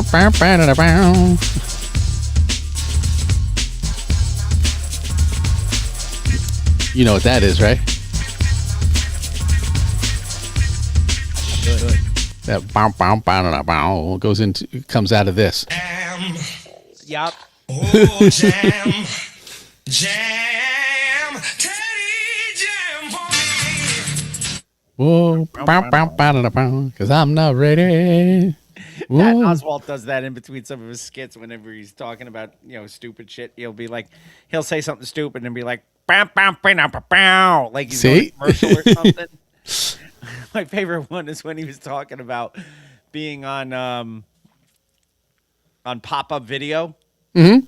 And he's talking about Paris Hilton. He goes, this is why I got fired, because somebody says, what do you think of, the pop-up video was like, Courtney Love. I know what Courtney loves. Cupcakes. Whackity schmackity.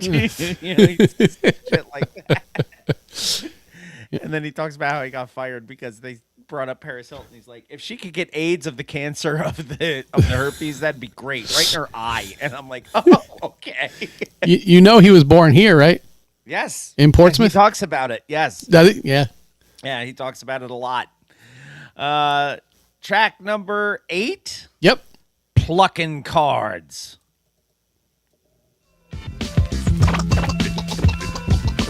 It doesn't take long for the nightmarish news to sweep the world like a shockwave. The mighty Man of Steel, once a super champion, admired by billions, has proclaimed himself a wild man, afraid of going on an uncontrollable rampage at any moment.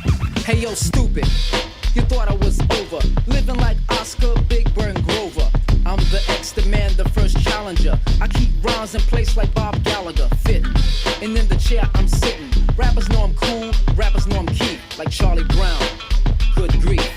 I see rappers, I know they turn African. I just pedal my bike, then I laugh again. He's cool, Keith. Like Charlie Brown.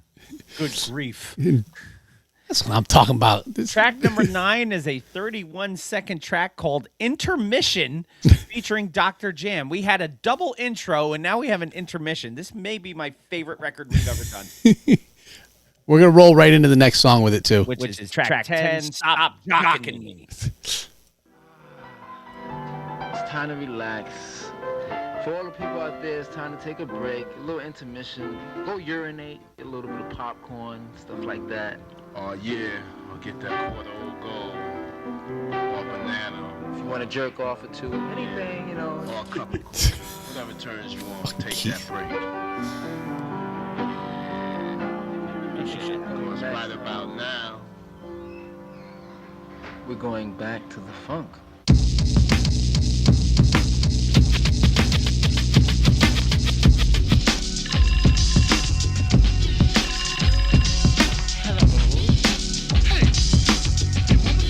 Last night.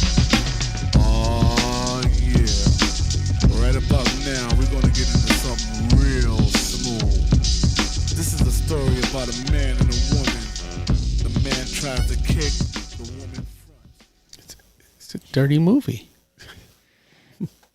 No, it's a dirty movie. Track number 11, Dolly and the Rat Trap. That's a cool Keith song. Yeah, it is. This fine motherfucking bitch last night, man. Pussy pussy tastes like strawberries, man. I was up in the crib chillin'. I was spending much cash. Yeah, I hear you, man. Them big shot bitches be perpetrating, but you still be taking a loss. Look at Donald Trump. I know a bitch named Dolly. She live uptown. She got a fly new Benz, kid of beige and brown. Every night she would front and try to flex on the ex for no reason. With that diamond and stud shit, with two other girls on that glamour and bug shit, walking around at the Apollo and Bentley. Track number 12 is 16 seconds long, and it features our friend Grandmaster Kaz and the Cold Crush Brothers. And it's called The Old School. And after 16 seconds of that, it goes into track number 13, Bust the Facts. Boy, I thought I like this. Let's go. Because you're nothing but a winner. When you choose the Cold Crush, the Cold Crush, the Cold Crush. One more time. Here's a little story that must be told. Yes, yes, y'all, and you don't stop. You're listening to the sounds of the best MC in the world. Cool Keith. I got a fly in my hand, bambada with Cold Crush. The place is packed with Johnny Juan, Ray Vaughn. Lovely lady smelling sweet with a lot of Avon. Jazzy J by my side, Charlie Chase behind me. Flashing Theodore, Supercuts Sublime me. Boy, that was like a who's who of names to drop on that one. And ladies wearing Avon. Well, Avon was huge back then. It was. Again, this is another one of those hit me on the hip. Yep.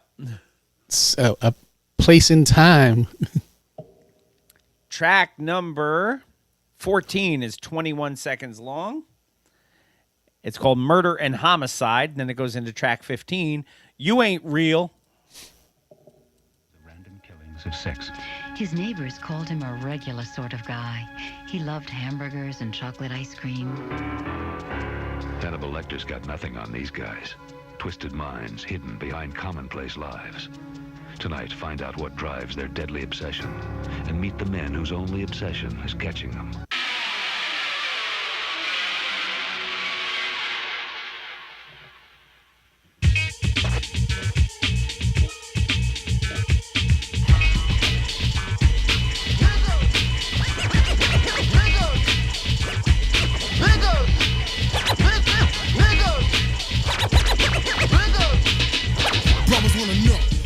On about the 411 on the group and so on and so forth. So what you talk for? You know what I came for? A motherfucking ground war. Talking that same old style, same old song. Yes, she's going to have to memorize this, not gibberish. Actual Cool Keith lyrics, yes. Yeah. No, these are Ultramagnetic MC's lyrics. Yes. Because Cool Keith lyrics are a different animal altogether. Track number 16, Make It Happen. I'm trying.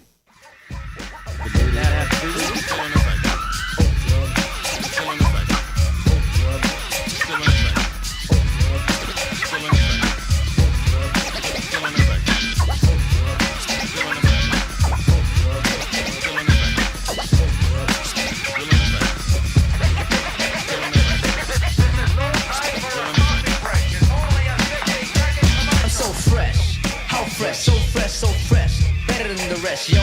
Is that true? Does a dog have 4 legs, 2 eyes, a tongue and a mouth? Think about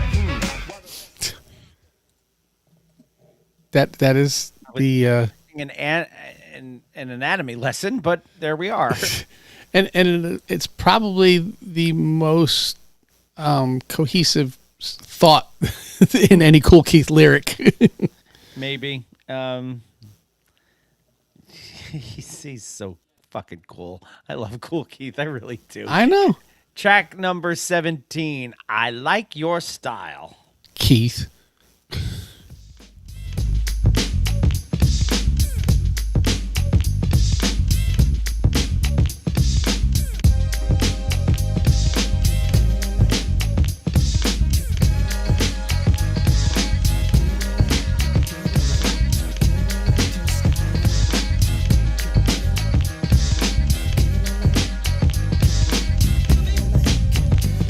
Hey girl, swing it over here with your long legs. Let the master work. That music sounds like it could be from a Heavy D song. It really does. Yeah. Track number 18, 5 seconds long, bilingual teaching. How much bilingual teaching can you get in 5 seconds? And then it goes into probably the most popular track on this. Oh, Papa yes. Large, number 19. Avery Feature Hall, Lincoln Center. José Luis Perales en concierto. I guess that's it. There's to say Jose Luis Rivera. I keep in shape and do my physical fitness. Your heads are numb, so your brains are miss this. Pick 'em up, eat 'em up, pick 'em up, beat 'em up, pick 'em up, picklehead, pick 'em up, picky. I roll with globs and I come real sticky. Gripping the mic, I plug it up in your ears, Croys and brood. I'm coming out like beers, like Rango, Miller Courts and Buds. I'ma eat 'em with popcorn and treat 'em like suds, you duds. Coming out with the weak whack, wicky, wick, wickable whack, black jack. That's a fact, right and exact behind your back. The funk rhyming master, blaster. Kicking up in a brainstorm, rap storm, rap form. He is Papa Large. Big shot on the East Coast. Mm-hmm. Track number 20, Mo Love on the 1 and 2. Of course, that features DJ Mo Love. Indeed.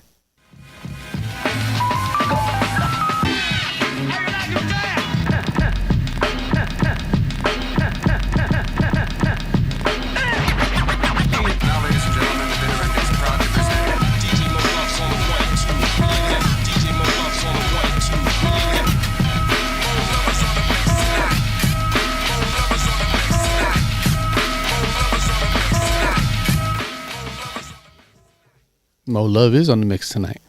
Apparently so. Track number 21 featuring Tim Dog. Boy, that's a 7-minute long track. It's called Porno Star. And if that doesn't scream cool, Keith, I don't know what does. Oh, yeah.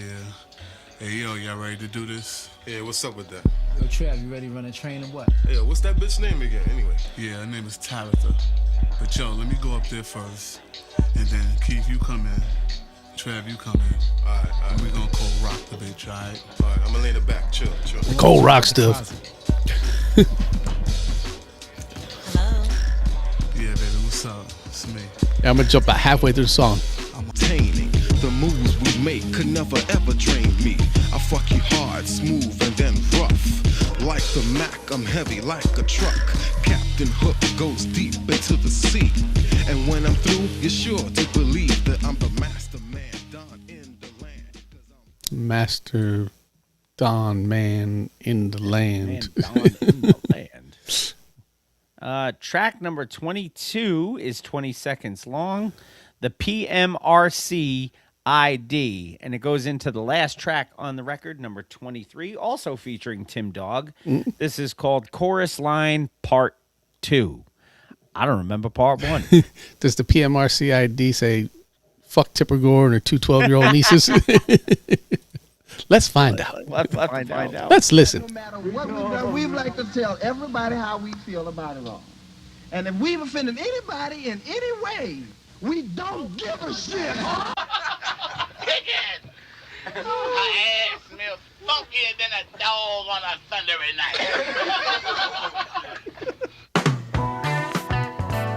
That's wrong. You can't fuck with Ultra. Stupid motherfucker.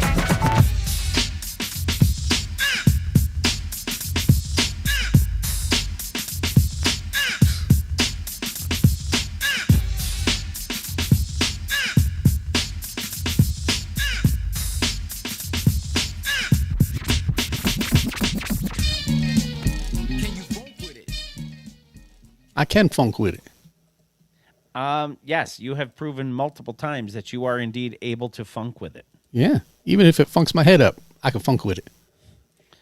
And that is your record of the week for episode 647. Funk Your Head Up by the Ultramagnetic MCs.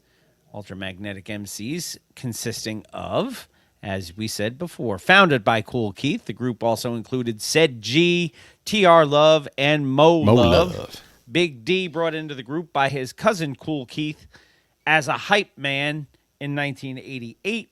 And then Tim Dog became an unofficial member in 1989. In Tim 1990, DJ JC was added as a road manager and backup DJ. A former member, Rooney Rune, was fired following an assault arrest. I didn't know Tim Dog was a member, technical affiliate. Affiliate, yeah. Beatboxer Rozelle was a roadie for the group early in his career. Really? Did not know that.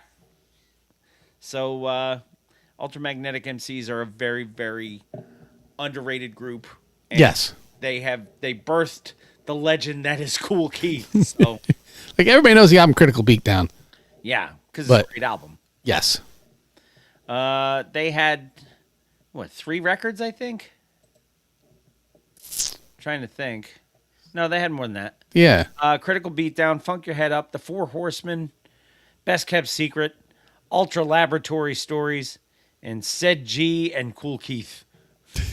And then everything that Kool Keith did afterward. Oh, my God. Kool Keith's got 146 records. And that's just since we've started the show. Yeah. He had 471 before that. I'm sure. I always wondered, because you see the album cover, but it wasn't a whole lot of Ultramagnetic videos rolling around. No. So what you know now, is it possible that Kool Keith was all of the members of the Ultramagnetic MCs? Just different versions of Keith. It's Kool Keith. I can't say no. They list 4 featured main artists. Keith Matthew Thornton. Mm-hmm. Kool Keith, of course. Indeed. Maurice Russell Smith, who... I would say that's Mo Love. That's probably Mo Love. Cedric Almont Miller, that's Said G. Yep. And then Trevor Randolph, who is probably TR Love. TR, yes. Look at that. And then Timothy Blair was Tim Dog. He's a featured artist, of course. So, yeah, I don't think he was all of their members. But he could have been. He could have been. At one point or another. It's Kool Keith. You never know. Did we have singles released off of this? I think we just Probably Papa Large. Papa Large might have been the only one. Yeah, the soul hit single was the Beat Miners remix of Papa Large. That was not included on the album. So there you have it for that. And I don't think the album itself charted anywhere. I mean, they're not a big charting group. No, that's not. They are a definite, street, if you know type group. Critical reception of this record. If hip-hop were only about clever lyrics and concrete breakbeats, the UMCs might have been on top of the world. But next to the street sociopolitics of Ice Cube and stuff, Ultramagnetics were beginning to sound nostalgic at that point. Mm-hmm. And then... the sound changed before they could get, I don't want to say popular, because we all knew them, but before they could cement their legacy. And the Quietist called this album flawed, but frequently magnificent. Redefines the concept of funk for the hip-hop era and gives Keith's rhymes in particular the sort of blaxploitation via sci-fi setting that they uniquely demanded. And if that isn't the perfect explanation of Kool Keith, blaxploitation via sci-fi setting. Yeah, that works. That does work. I never would have put the two together, but now I can't unhear it. So... Funk Your Head Up by the Ultramagnetic MCs. That is your record of the week for episode 647. Your one and done was Royal C with Roll Out the Red Carpet.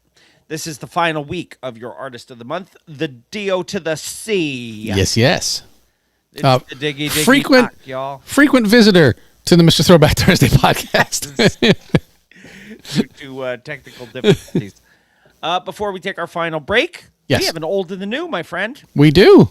Our old to the new comes to you from Cheryl James, who you might know as Salt from Salt and Pepper. Yeah, and she made it a point to say that this is available on all streaming services, on Bandcamp, on YouTube, on blah, blah, blah, not Spotify. Right. Very clear because she has issues. Yes. Old and the new, Cheryl, Salt James, and Erica Campbell. This is called Overcomers. And we are proud to bring it to you on Mr. Throwback Thursday.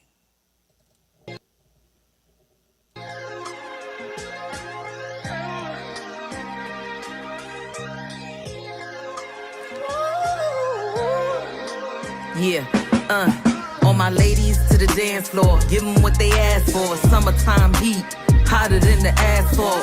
We keep it grown and sexy with our pants on. No more sinking sand, the word is what we stand on. Wisdom falling down like rain, that's a brainstorm. Through the fire, through the limit, we remain strong. Bestie riding shotgun, she my day one. My word is my bond, never forget where you from. No more compromise, don't need a man to survive. How can I follow your lead if you ain't following Christ? No hateration will be tolerated, talk to me nice. When it comes to grown women, baby, take my advice. Don't even pull up to the crib if you think you the prize. Don't even look twice if you ain't adding peace to my life. To all my ladies on the come up, we getting done up, yup. We getting cute, we getting ready for the summer. Throw your G's up, where are my believers? Girls to the floor, where my honeys, where my divas? We getting ready for the summer. Where my ladies at, where my overcomers? Throw your G's up, where are my believers? Girls to the floor, where my honeys, where my divas? We getting ready for the summer.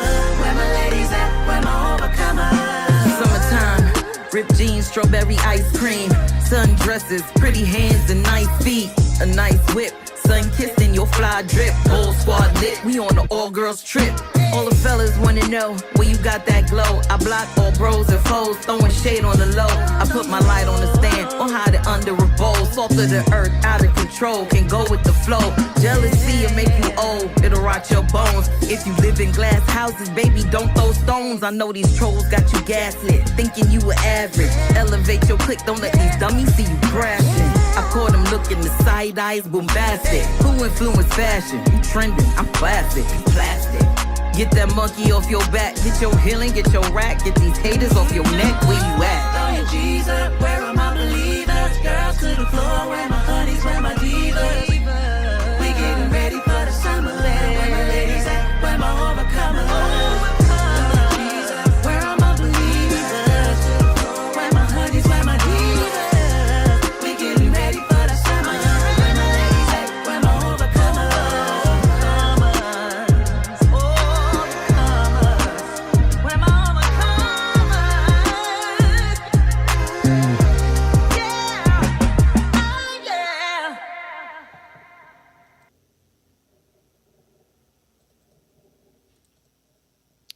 Cheryl Salt James and Erica Campbell with Overcomers. Not bad. No, not at all. Sounds good on this. Yeah, there's a an actual video coming for those of you who are watching there. It was a lyric video. Yes. But she's actually working on an actual video for it right now. Shout out to Hugo over on the gram. Sorry I didn't see you earlier. Hey, you were blocked. And Subtle Beast 901 over on the gram. Absolutely. Welcome. Old to the new, Cheryl Salt James and Erica Campbell with Overcomers. Artist of the Month for this month, the DOC. Again, get your suggestions in for July's Artist of the Month. Go over to MrThrowbackThursday.com and hit that little microphone that says hit us up. And let me know, and let Jamie know who you want as your Artist of the Month for July. Let everybody know. Record of the week, Ultramagnetic MCs with Funk Your Head Up, and the one and done was Royal C, Roll Out the Red Carpet. Not the barrel. No, we're going to take our final break of the day.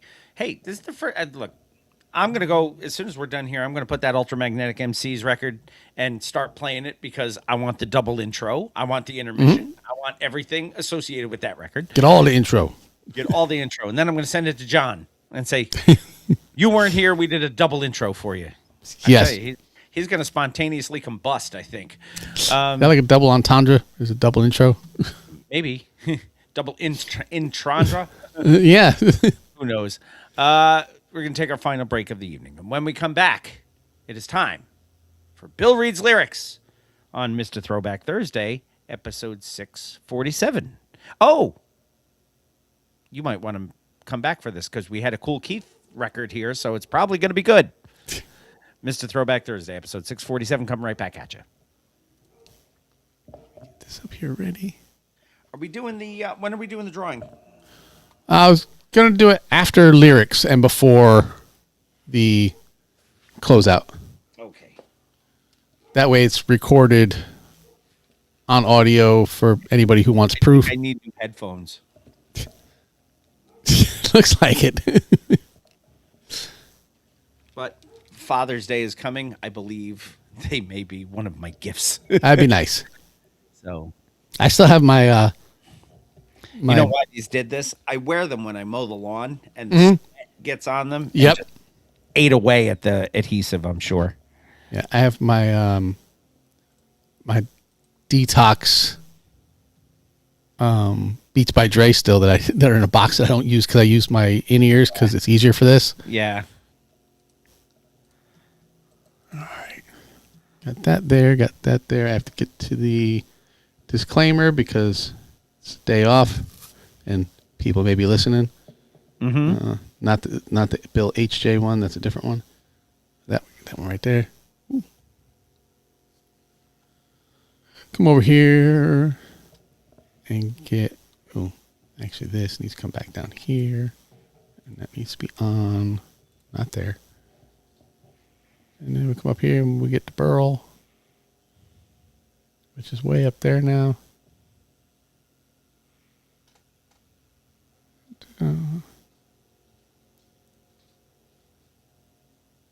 See where Gail is? Homestead, Florida. Oh, no. Oh, no. I apologize, Robert. But you're about to experience... You're about to experience the power of Bill Reed's lyrics. Oh, boy. All right. So then I'm going to come over here, and I'm going to unmute so that we can play the drop, and then we'll get into some Burl, and we'll ruin people's lives in Homestead, Florida today. So let's do that with a Shree. Who's mama? Hey, baby, your hips was getting big. Now you're getting thin, you don't care about your wig. Now, Wooly Willie got a pair of my sneakers. Wonder where he got them, cause I hit him behind my speakers. Hey, yo, check it out. This is the Wild Cowboy with a lot of style, boy. Understand, this is the great Sadat X, and you listening to my boys Jamie and Bill on Mr. Throwback Thursday. That's right, Throwback Thursday. Checking out my peoples. Understand that Jamie and Bill. Throw in the back, yo. Beats, rhymes, whatever. The great Sadat X, 101, no known DNA. The Wild Cowboy with a lot of style, boy. From one spot on to the next spot, on to the next spot, on to the next.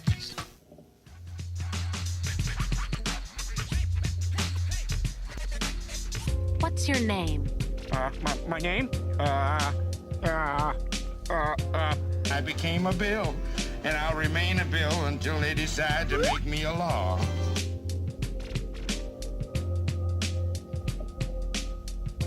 Did you know that there are at least 23 million American adults who can't read a want ad?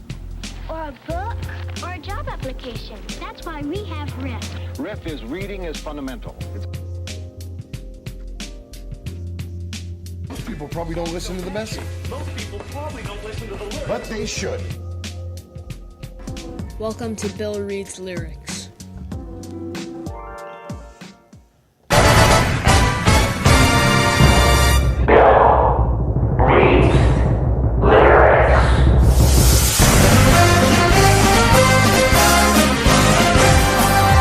The following segment of Bill Reed's Lyrics is an educational discussion of artistic expression and creativity in modern music. This segment may contain explicit or offensive language. Sensitive individuals are discouraged from listening. The views and opinions within these lyrics are not necessarily those of Mr. Throwback Thursday or its hosts. Not necessarily, but they could be. They could be. Welcome back, Mr. Throwback Thursday, episode 647. You are now here for the appropriately disclaimed Bill Reed's Lyrics. And Yes. I just found out as we went to break, Gail is in Homestead, Florida. And at Robert is Here, which is a famous fruit stand. She says, we're listening to the show together. And we are going to traumatize these poor people now. Gail, I hope you gave them the haps as to what Bill Reed's I lyrics hope is. I hope she didn't. Oh, okay. Yeah, I mean, the shock factor might be good. Surprise! Bill Reed's Lyrics is an artistic interpretation of hip-hop lyrics, as we stated in the disclaimer. These are not mine. I have no idea what Jamie is going to send me before he makes me read them. And we are the originators, by the way. Yes. Do you have your teacup with you? I have my Celsius can. How's that? Okay, that works. So let me take a pointy finger out. Sip. Yes. And to the bitch with the teacup, I will change fingers. Yes. All right. So there we go. All right. Well, I will go over to the private chat, and I will send you this link. So definitely afraid now that you know we have a new audience.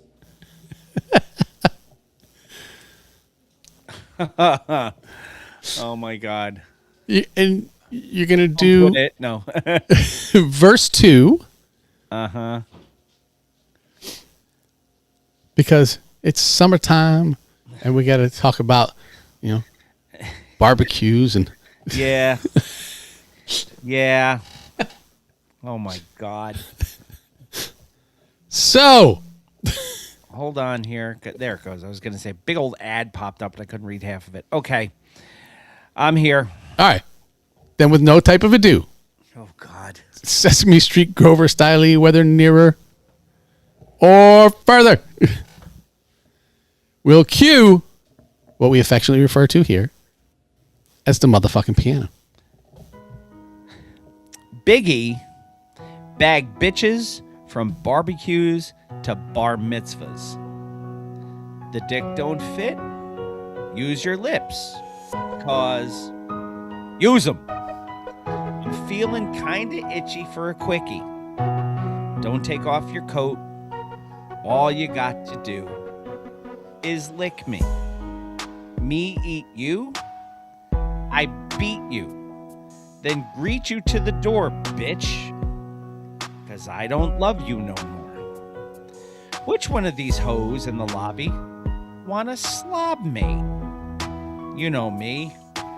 I like my dick brown, like Bobby. In the Duke shoot. Then the bitch get the boot. Unless she lick ass and blow dicks like flutes. I like them cute. Round tits, fat asses. Educated. So I can bust off on their glasses. I want to come on your tongue and gums all night. The bitch drink nut by the pint. Drink it, bitch.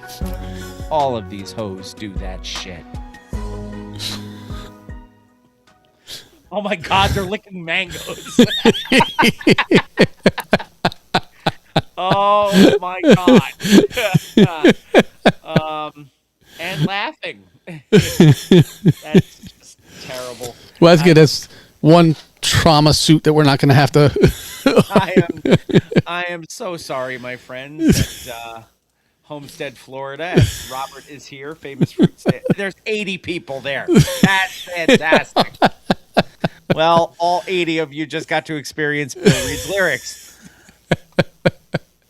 Now, if you are hip-hop fans, all 80 of you, please take into account that this is just one small part of what we do. We are an entertainment vehicle, but we're also an educational vehicle. Yes. So make sure you pay attention to everything else we did in the show and not just the ridiculousness that is this segment that everybody seems to love for some reason. And except for me, because it makes me feel dirty. And it's intended to, so it's... And, of course, the title of this Nom de masterpiece Triumph was Big Booty Hose by Notorious B.I.G. So, yeah. what record was that off of? I don't even remember. Born Again. Okay. The title of this Def Poetry Jam that we just did. Yes. And it features Too Short. The actual it does. Yes. Features Too Short. And it starts with Biatch. Of course it does. So, all right. Well, we have a special thing we need to do here. We do indeed. So we put this up on the screen. It is time, ladies and gentlemen, for the raffle. The Wheel of Mugs. 4 separate one of ones. The Bill Reed's Lyrics mugs. Now, there are 4 different styles and designs. Mm-hmm. Well, same design. 4 different styles and glazes. Okay, 4 different styles and glazes. Perfect. The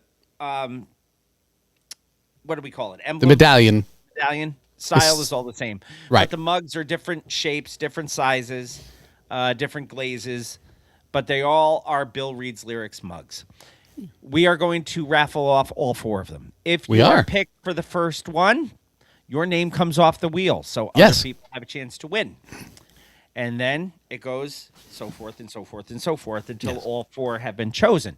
Now, the first winner will get their choice of which style and glaze they want, and then it goes down the line again, so forth. Yeah. If you're the 4th person, you get whatever's left. You get what you get, and you'll be happy with it because You get still nothing. yeah. So let's do our first spin to win for position number 1 in the Bill Reads Lyrics mug giveaway.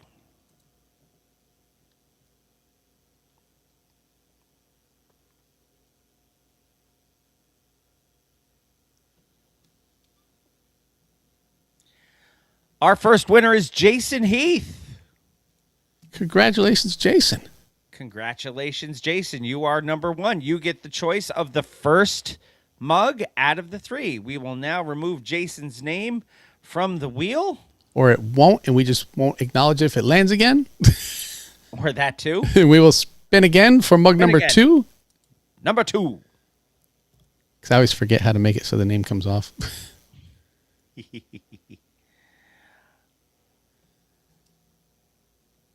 Number 2 is Gail Dunmeyer.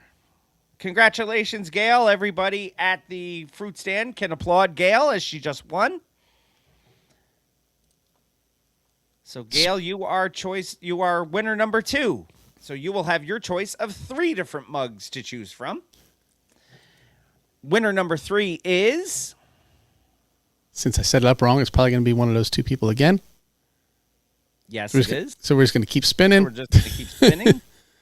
Until... Or I'm just gonna pick somebody if it keeps doing this because I went and set it up wrong. I did it wrong. I said it wrong. Good job, Gail. You're just getting all the applause today. Yes.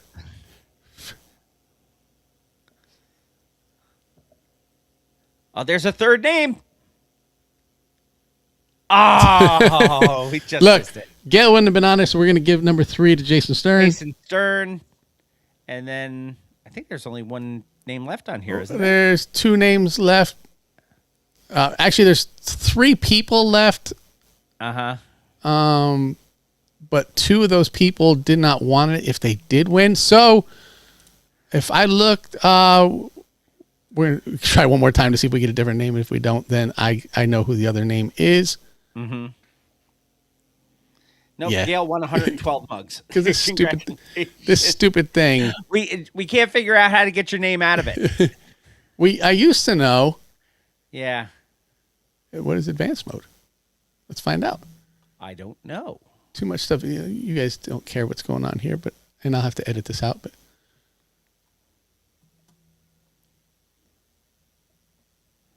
maybe it's more. No, nope. Maybe it's supposed to be here. See, auto remove, but it doesn't actually remove. No. Anyway. So winner number 4 is going to be? Michael Nagel. Okay. So in order, Jason Heath, Gail Dunmeyer, Jason Stern, Michael Nagel. Yes. Okay.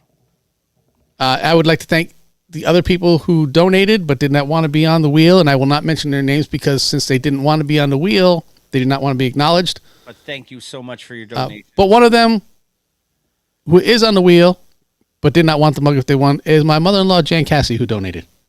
Very nice. So that was awesome. Why doesn't she want my mug? Because she knows you personally. Yeah. She's like, I don't want that son of a bitch in my kitchen. Unfortunately, when I come visit, your wife says the same thing, but she doesn't have any choice. Yeah, my mother-in-law drinks a lot of coffee, but she said, I don't need another mug. I need a mug. All right, my friends. So congratulations to our 4 winners, Jason Heath, Gail Dunmeyer, Jason Stern, and Michael Alongi. Is that who Nagel. It was? Nagel. Michael Nagel. I couldn't remember. Yes. Jamie, we'll get in touch with you as far as the order and your choices. And your addresses, should I not have them? Yes, we thank everybody for your contributions to the Mr. Throwback cause. Thursday Fund. And because we got bills. And they read lyrics. Sometimes, yes. Hey.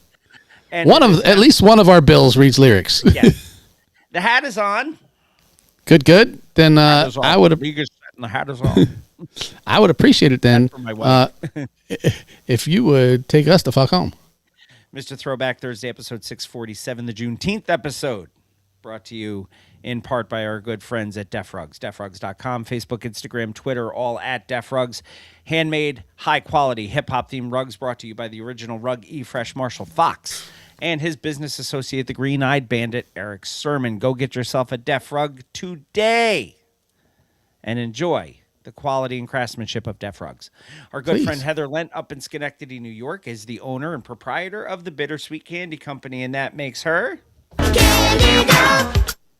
She makes candy and chocolate that is handmade, small batch, different, and delicious. Go check them out on Facebook or order at bittersweetcandy.com. Use our code THROWBACK to save 10% off your order at bittersweetcandy.com. Really, really good stuff. Yeah. Might be a little melty when you get it now, but, But damn, are they exquisite. They really are. I like the chocolate-covered Swedish fish. Jamie likes the chocolate-covered circus peanuts. Yes. So those are just two suggestions from bittersweetcandy.com. Melted Mics is our next sponsor. Melted Mics, MLTDMICS. Hip-hop and pop culture-themed items from our good friend Pumice T. Mendola, such as hats, T-shirts, coffee mugs, all that stuff. Go to Melted Mics at MLTDMICS.com. Use the code MR Throwback Thursday at checkout, and you can receive 10% off of your order there. Hip Hop Headlines, article number 7, brought to you by Super 7. Quick question, is your shelf looking a little quiet? It needs some noise. It needs some Super 7. We've got a special landing page set up just for you, whether you're hunting for the new hip-hop reaction figures or insane Godzilla, Silverhawks releases, Peanuts releases, anything. Go to Super 7 and take a look at their vast collection. Super7.com/MR Throwback Thursday. That lets them know that the Mr. Throwback Thursday posse runs deep with classic beats and classic toys. Don't forget the social media network for the show. Visit us at mrthrowbackthursday.com. Leave us a voice message by clicking that little microphone that says hit us up. That's how you tell us who you want as your artist of the month for next month. So go do that. Follow us on Twitter, the cesspool formerly known as Twitter, now known as X, at the_MR_TBT and Bill_MR_TBT. That is also my Instagram handle. Jamie on Instagram at MR Throwback Thursday. If you are a TikToker, you find us on MR Throwback Thursday as well. Sometimes. Or follow me at Bill Does Everything on TikTok because I repost everything Jamie puts up. But the most important thing we have right now is the YouTube channel. Please go to youtube.com/MRTBT or just search Mr. Throwback Thursday on the YouTube search engine. That will bring you to our channel. When you get there, smash that subscribe button and then click that little bell. Ding, That's ding. going to let you know when we go live. So you could have been here for today's Mr. Throwback Thursday live stream. But you can also check us out when we go live for other silly things, too. So go to youtube.com or the YouTube app on your phones. Search for Mr. Throwback Thursday. We can be found at MRTBT. Subscribe and click the bell so that you know when we're Ding, ding. on. And tell your friends. Yeah. So they Our can next listen. our next live is the 29th I think so. of June, yes. and we will tentatively have Mark Money Green on that show. Yes. Not to be confused with the Mark Green I played Pop Warner football with. No, I don't think it's this be the same guy. No. I don't think so. I'll have to ask his brother John because I played with him too. So don't forget the social media stuff. We did all of that. We also have the Facebook page, Mr. Throwback Thursday and home of the TBT Posse. You can go there.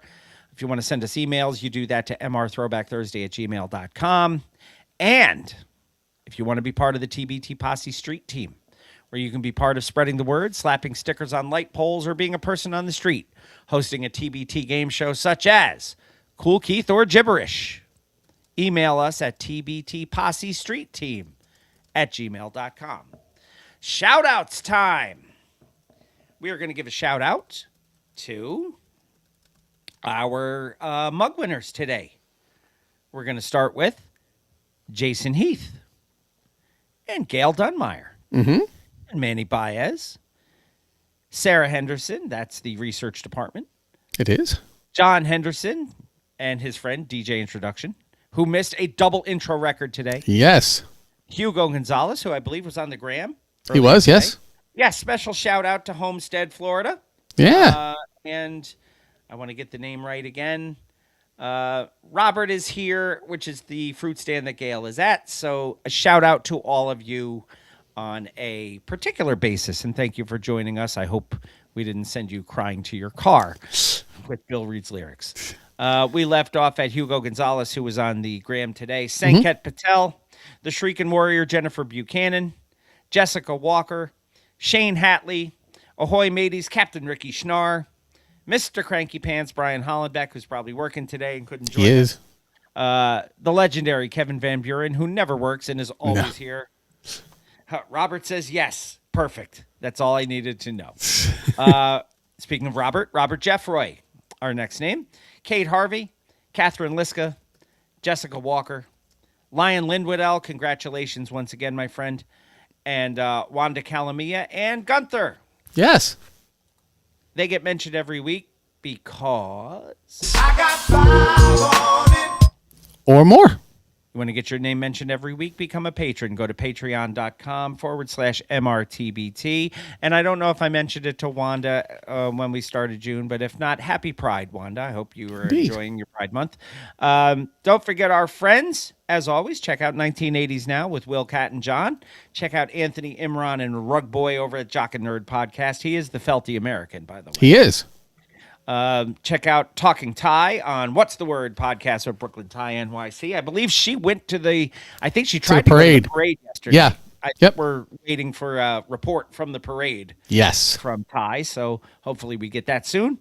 And the hardest working turntablist in the world and friend of the show and damn handsome man, DJ B over at itsfreshradio.com. He's a righteous dude. He's a righteous dude. The proprietor of Fresh Radio.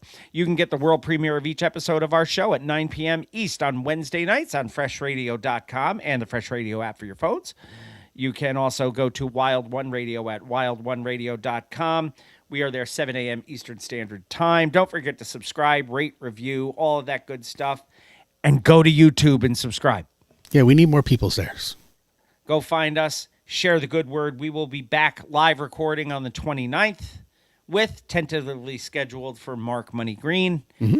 Until then, for those who, as we record, happy Father's Day in a couple of days. As you're listening, I hope you had a nice Father's Day a few days ago. Take good care of yourselves. Wash your hands. Wash your butts. That's very important. And until next time, keep it classic. Like Cool Keith said, thongs fit nice when you rocking them. You want to twerk in Nikes? No problem. All I can picture is the male thong. I was waiting for it. That's why I used that one this week. And always remember, new school stale, old school fresh.